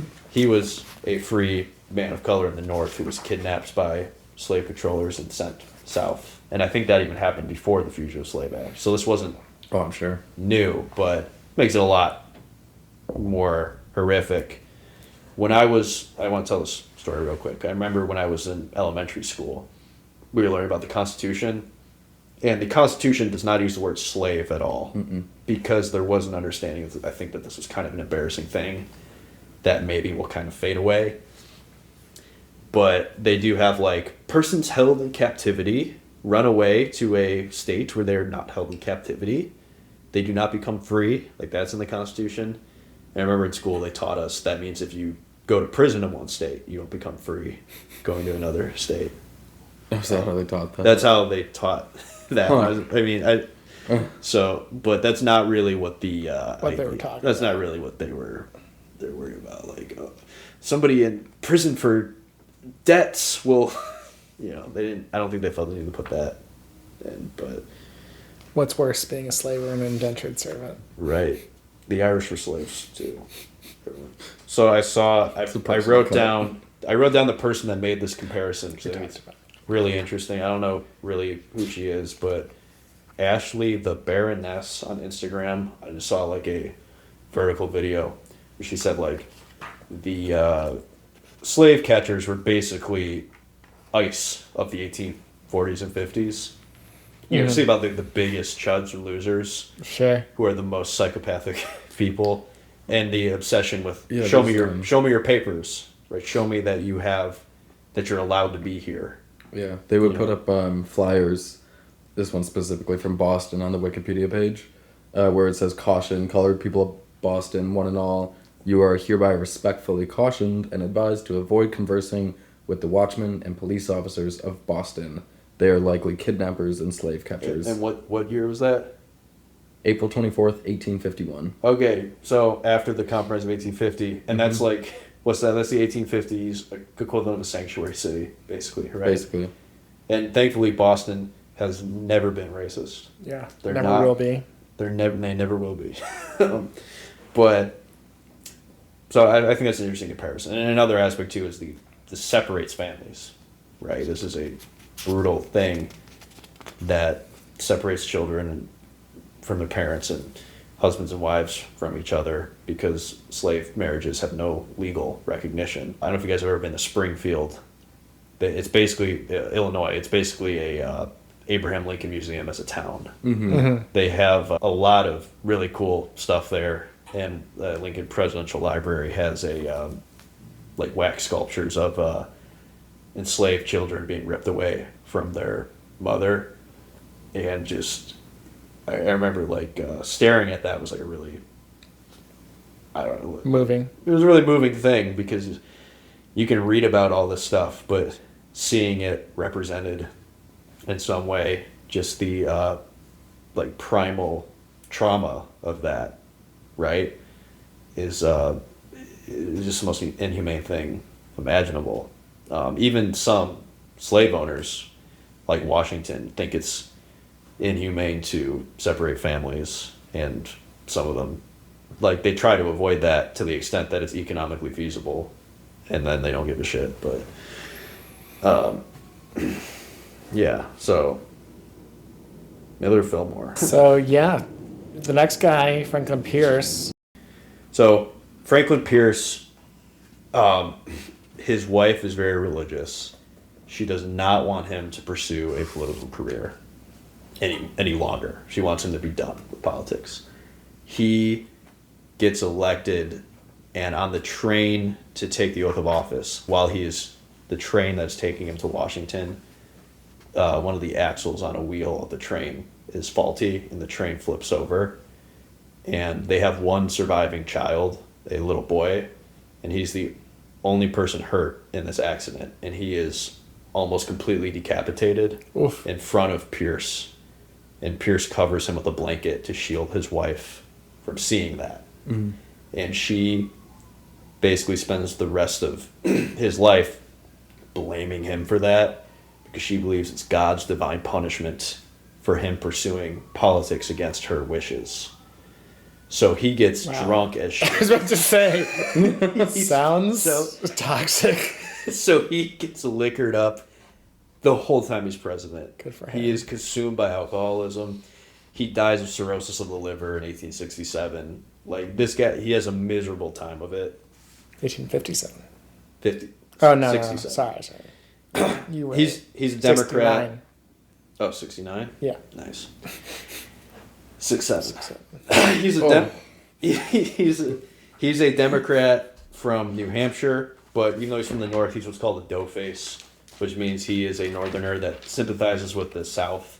He looks at the abolitionists and the anti-slavery Northerners as basically no good agitators who are threatening the Union. It's this weird thing a lot of people have where they look at, it's like they hold the right to a different standard, right? I'm saying the right as like the pro-slavery wing, where like it's like they're going to be irrational, they're going to threaten the Union. If you bother them, just leave them alone. Just let them do what they want. Like, why are you making trouble? I don't know. He's one of these guys that thinks like that. Theodore Roosevelt described him as, quote, "He was a small politician of low capacity and mean surroundings, proud to act as a servile tool of men worse than himself, but also stronger and abler. Okay. He was ever ready to do any work the slavery leaders set him." Theodore Roosevelt said that? Yeah. That's pretty spot on. And that transitions to what I was going to say, which is Stephen Douglas of Illinois, senator, Abraham Lincoln's political rival, is a big believer in popular sovereignty, which he sees as the most democratic solution to slavery. He's like, we'll let the white people vote on whether or not they have slavery in the territories where they live. And he kind of bullies Pierce into signing that. It repeals the Missouri Compromise because it basically leaves the status of slavery open to whatever. Like, okay, well, just go in there and vote on it. See, do you want slavery? Which leads to Bleeding Kansas, which is a dry run of the Civil War. Abolitionists, anti-slavery people flood to Kansas to try to make sure there's a constitution that forbids slavery, and these filibuster type adventurers, right? There's always young white men in the South who are eager to go west or go further south and fight for slavery. They've been doing that for decades before the Civil War. We talk about that with Texas. Cuba. Yeah, they tried to do that with Cuba. Cuba has slavery, but they want to conquer Cuba for their slavery. But yeah, they fled to Kansas, and it's brutal fighting. This is where John Brown and his sons are talking shit with 5 pro-slavery men who I don't think they are slave owners, but they go there, hoping it will trickle down, I guess. We'll get the slaves will trickle down. We'll get some, but they're talking shit with each other, and John Brown and his sons hack them to death with swords in their sleep. Like, this is where shit is getting really real. And so Pierce basically provides over like a emerging war zone, and Buchanan will too, in Kansas, which is really just, regardless of any political background, just dropping the ball politically, where you create legislation that turns a part of your country into a active war zone. He also kind of bullies Mexico into selling the Gadsden Purchase. They want to build a railroad and the stuff. So like, there's a chunk of land that he buys at this point. Might be probably the last major like continental expansion of the United States, or getting more land. He thinks he might be able to get reelected, but they replace him with somebody else. He's too toxic at this point. They're probably like, why do you want to do this? You're just getting drunk all the time. And then he is succeeded by Buchanan. So before we talk about anything politically with Buchanan, Kind of gay. So yeah, I want to talk about that. There is a lot of times where men in this time period are not gay, but they are more comfortable being affectionate with each other. And this is universally observed. Like, men will feel much more comfortable sharing a bed with another man. They will express affection for their male friends in ways that men typically don't do today. So sometimes historians look at those relationships and assign like homosexuality to it, even when it's a stretch to say so. Right. Having said that, Buchanan is definitely gay. Hell yeah. One of us. He lives with William Rufus King, who's VP and is a long-time congressman from Alabama. They live together even when they're both very wealthy and established politicians, and they have a long friendship Hell yeah. where they write very lovely things to each other. Andrew Jackson calls them Miss Nancy and Aunt Fancy. Of fucking course, Andy. Because Jackson's homophobic. Yeah, well, that makes sense. That's his worst crime. His homophobia. Agreed. Yeah. Jackson's like, it's Adam and Eve, not Adam and Steve. He called him what? Miss Nancy? Miss Nancy and Nancy. Aunt Fancy. Oh. Which is, yeah, that's a clever quip. I'll do it. Honestly, yeah. Yeah. Although Buchanan, he's the only president to never be married. He was engaged to a woman when he was younger, and then she found out this guy's fucking gay. Apparently she thought he was just marrying her for her family wealth, It's probably true. and she broke it off with him, killed herself, and then the family forbade him from the funeral. But really, she was like, this guy's gay. So The book doesn't talk about him being gay, but they say he's a closet abolitionist. did they really say that? Yeah. That's so funny. Closet abolitionist is a little... Okay, that's not true at all. That being in the book throws that whole book into question. There's some stories he settled.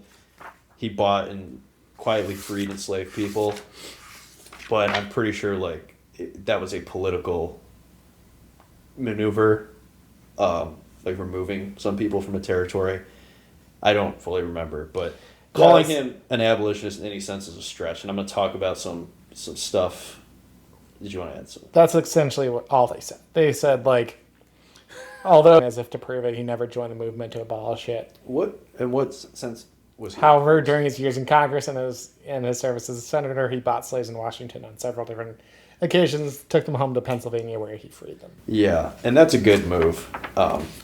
But I think I heard somewhere he did that to avoid some kind of embarrassing political situation. I don't know. I'm talking out of my ass at this point, but he. Just one more funny. This is just funny. The closest the nation has come to having a bachelor president since Buchanan was when Republican U.S. Senator Lindsey Graham of South Carolina sought the nomination in 2016. Another not gay guy. Another definitely not gay. Yeah. I bet James Buchanan sounded like Lindsey Graham. So we got to get rid of these slaves, okay? Careful. Pushing me. So Buchanan got the nomination because he was a diplomat. I think he lived in Russia.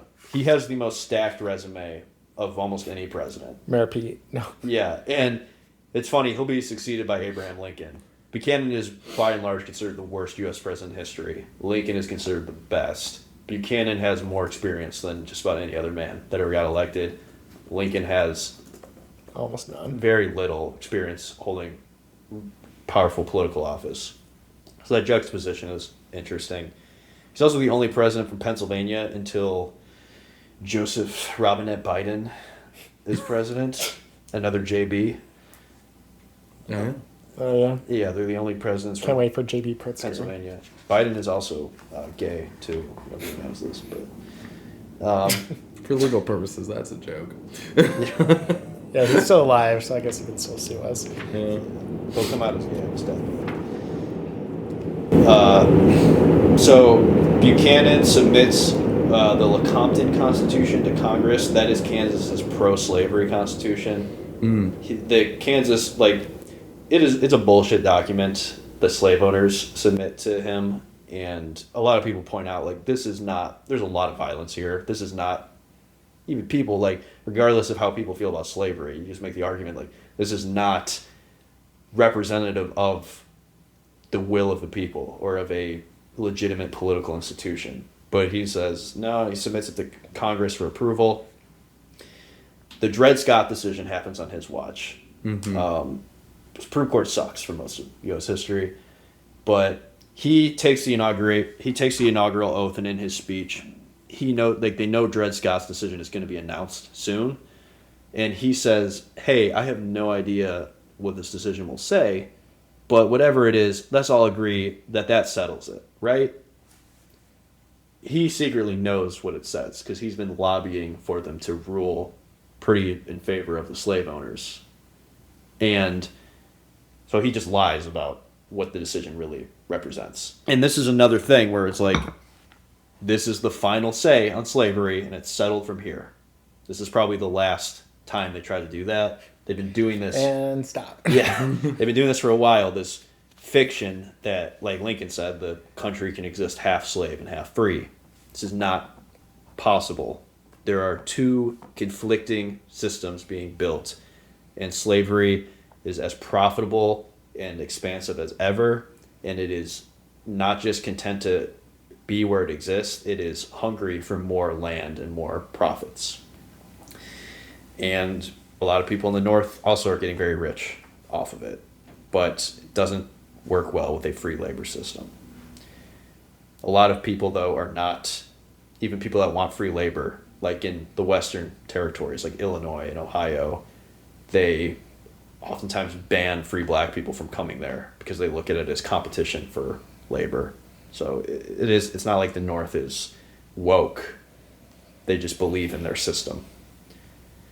Anyway, the Dred Scott decision is an enslaved man named Dred Scott is taken to free territory. I think he's taken to Wisconsin.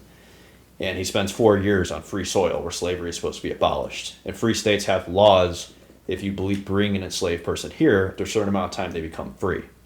But his enslaver blocks this, so Scott takes him to court.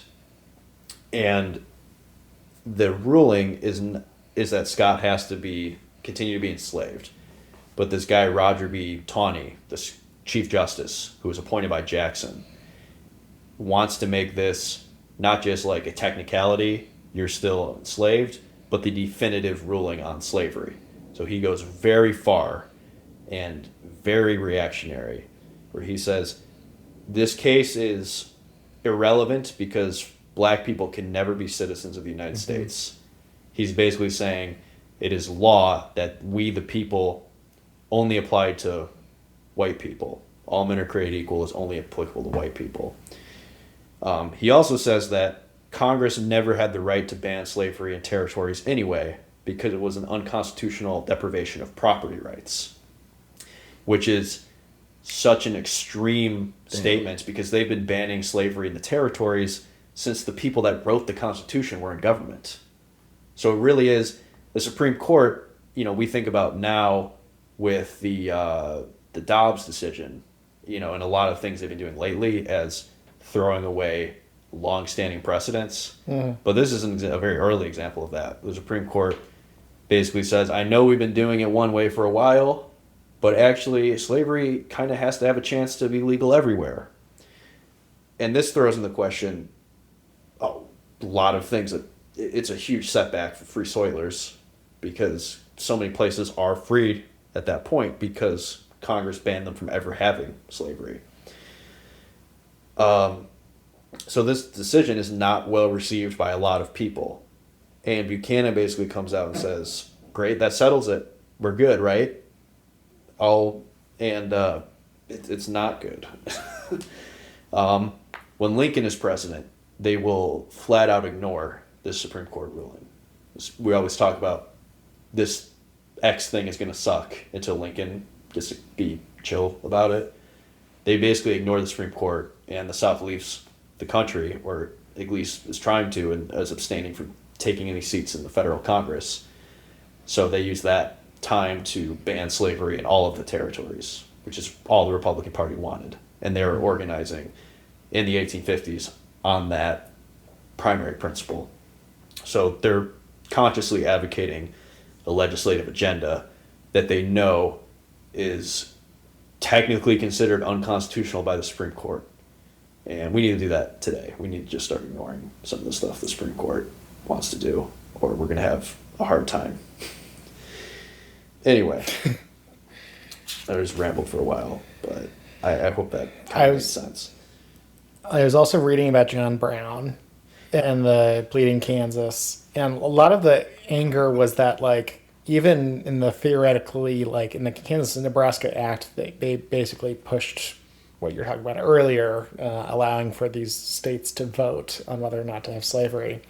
But a lot of the times, like, people would come and illegally vote just because they wanted slavery to exist. Right. So, like, a lot of these Missourians came and voted to pass slavery. Right. And then John Brown got pissed off, and him and a lot of these other abolitionist settlers basically, like, vowed to kill them all if they ever settled in Kansas, and then just started to do that. John Brown is another guy who is, I don't think he's insane, but he is a religious fanatic. Oh, yeah. And but in some sense, you know, and he did some pretty cruel stuff when he does Harper's Ferry, which I'll talk about in a second. One of his sons is killed, and his son is begging he's begging his father, please put me out of my misery. I know I'm not going to live. Just put me down. And John Brown says, die like a man. So Yeah, he's hardcore. Jeez. But in some sense, we look back at this time, and he's the only guy that has an appropriate response to what is going on. That only has the appropriate amount of moral outrage. Anyway, well, let's talk about Harper's Ferry for a second, because Brown is a veteran of the Bleeding Kansas, and his idea is he's going to raid a federal arsenal in Virginia called Harper's Ferry, and that the enslaved people around will hear about this, and they will flock to it, and it will lead a slave insurrection, Haiti style, kind of. Right. It is not a great plan logistically, for a lot of reasons. Like, he's taking, I think, 20 people against 22 against a federal arsenal, and a lot of those people are his sons anyway, because he marries a 16-year-old when he's like 30, and they start pumping out a ton of kids, and he has very high expectations for what his sons will be, and they are caught up in a lot of his fights. But he raids this arsenal, and a lot of people, and they're also defeated by Robert E. Lee, who's already he's already cutting his teeth. He's already earning his scars fighting to preserve slavery this early on. But Brown, he raids Harper's Ferry. People like Frederick Douglass, who is a good friend of Brown, tell him this probably won't work. You know, you'd be surprised how effective slave owners are at keeping information from their enslaved population. But Brown is righteously angry enough. Like we said, he's caught pretty easily. He is hanged for treason. When he is hanged, he says, I, John Brown, am now quite certain that the crimes of this guilty land will never be purged away but with blood. I had, as I now think, vainly flattered myself that, without very much bloodshed, it might be done. And that ends up being exactly right. And we'll talk about that for a long time in the next episode. But he's basically saying we will not ever get rid of slavery without a lot of violence and bloodshed. And the Christian view, I think Brown probably has, is that that's a sort of redemptive cleansing for the sin of slavery. Anyway, there's something else I was going to say that I forgot, but Buchanan is basically a coward because he is the lame duck when Abraham Lincoln is elected in 1860. The North is finally organized enough to put up not abolitionist but explicitly anti-slavery politics, and they have a sectional coalition where only the northern states vote for Lincoln, and the Democrats are split between soft pro-slavery and hardcore pro-slavery. So Lincoln wins with a divided opposition. the South uses this opportunity to do what at least the fire eaters in the Deep South have been aching to do for a while anyway, and start seceding. Do you guys know which was the first state to leave? South Carolina. South Carolina. You really... I know. This is the anti-South I'm picking on Carolina them a lot, pod. but they have a comment. I mean, I get it. And Buchanan's cabinet is stacked with pro-slavery Southerners who use their influence while they still have it in the federal government to stack the cards in favor of the South as much as possible. So Buchanan chickens out from reinforcing a lot of federal arsenals, even as secessionists are taking over them. They're getting the resources that they're going to use to fucking kill Northern Union soldiers a few months from now. Like, they're stockpiling this, and the federal government is hapless and useless to stop that. Which is why people say Buchanan might be the worst president. Thaddeus Stevens, the great abolitionist congressman, says, "It has been suggested that the president intentionally left those forts in a bad condition, that South Carolina might seize them before his successor had time to take means for their safety. I cannot believe it. I will not believe it, for it would make Mr. Buchanan a more odious traitor than Benedict Arnold. Every drop of blood that shall be shed in the conflict would sit heavy on his soul forever." So, I mean, it's not fair to blame the whole Civil War on Buchanan, but he's pretty useless while this is happening. The only kind of redemptive thing he does is he makes Edwin Stanton, who's a big Democratic lawyer, attorney general, and he coerces Buchanan to not abandon all the forts. It pulls a lot of strings. He gets him to not abandon Fort Sumner, South Carolina, which is where the Civil War will start. Yeah. Because Lincoln says, we're not going to attack you, but we're going to reinforce our own federal property. No, South Carolinians are not about that. They're not about that. I was going to say something, but I forgot. You looking up anything interesting, Stu? Yeah, just the order that the states seceded in. Yeah. A lot of the states are not as entrenched in slavery as the Deep South is, where they have 60%, 50% of the population is enslaved. And those are the Upper South, where they kind of have two competing systems. There's a historian named Ida Berlin who makes a distinction between slave societies and societies with slavery. And the idea is that some of these states are really riding that line between which they are. And they have a free labor system that is kind of out competing the enslaved system.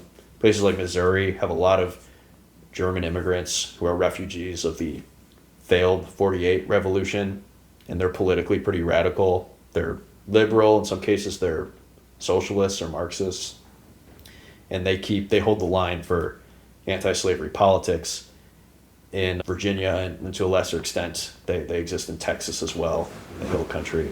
Going back to John Brown for a second, there's a song called John Brown's Body, and poets write different lyrics of it. This guy William W. Patton wrote the lyric, "They hanged him for a traitor, themselves the traitor crew," in the song. And soldiers will sing the song, like Union soldiers will sing it during the Civil War. And that's I like that quote a lot because it kind of shows what this is all about. Like, they hanged John Brown for treason, but these guys are perfectly comfortable with dissolving the United States and firing on their own countrymen, Right. when treason is compatible with slavery. You follow the economics of this, they're just adopting whatever belief system will preserve their investments. Right. They're just self-interested. They're just self-interested. And they are delusional enough to think that it's a good idea to take on the federal government and that the stability of the system is guaranteed. And, next time we'll pick up where shit gets really bad before it gets better. Lincoln. You guys have anything to add? Nope. Say, Frederick Douglass said, "I could speak for the slave, John Brown could fight for the slave. I could live for the slave, John Brown could die for the slave." Amen. Amen. Period, right? Period. Period. We had to make it gay before we. Yeah, in honor of James. Slay the In honor of bootstrap. James. In honor of James Buchanan. James Buchanan, who didn't do shit. That's why Mayor Pete. Except Dred Scott. Yeah, I guess he didn't do Dred Scott, but That's why Mayor Pete couldn't get elected, because they said we already gave a gay guy a Yeah. chance at this, and it caused a civil war. yeah. What are you gonna do? Fun fact: one of the dissenters I closed the Wikipedia page, so I don't have the name anymore. But one of the two dissenters on the Supreme Court for the Dred Scott case wrote a 67-page dissent and delayed the final decision by 12 days because he was writing for so long. He wrote how many pages? 67. 6, 7. And on that note, He was really a visionary. yeah. Yeah. Argentine.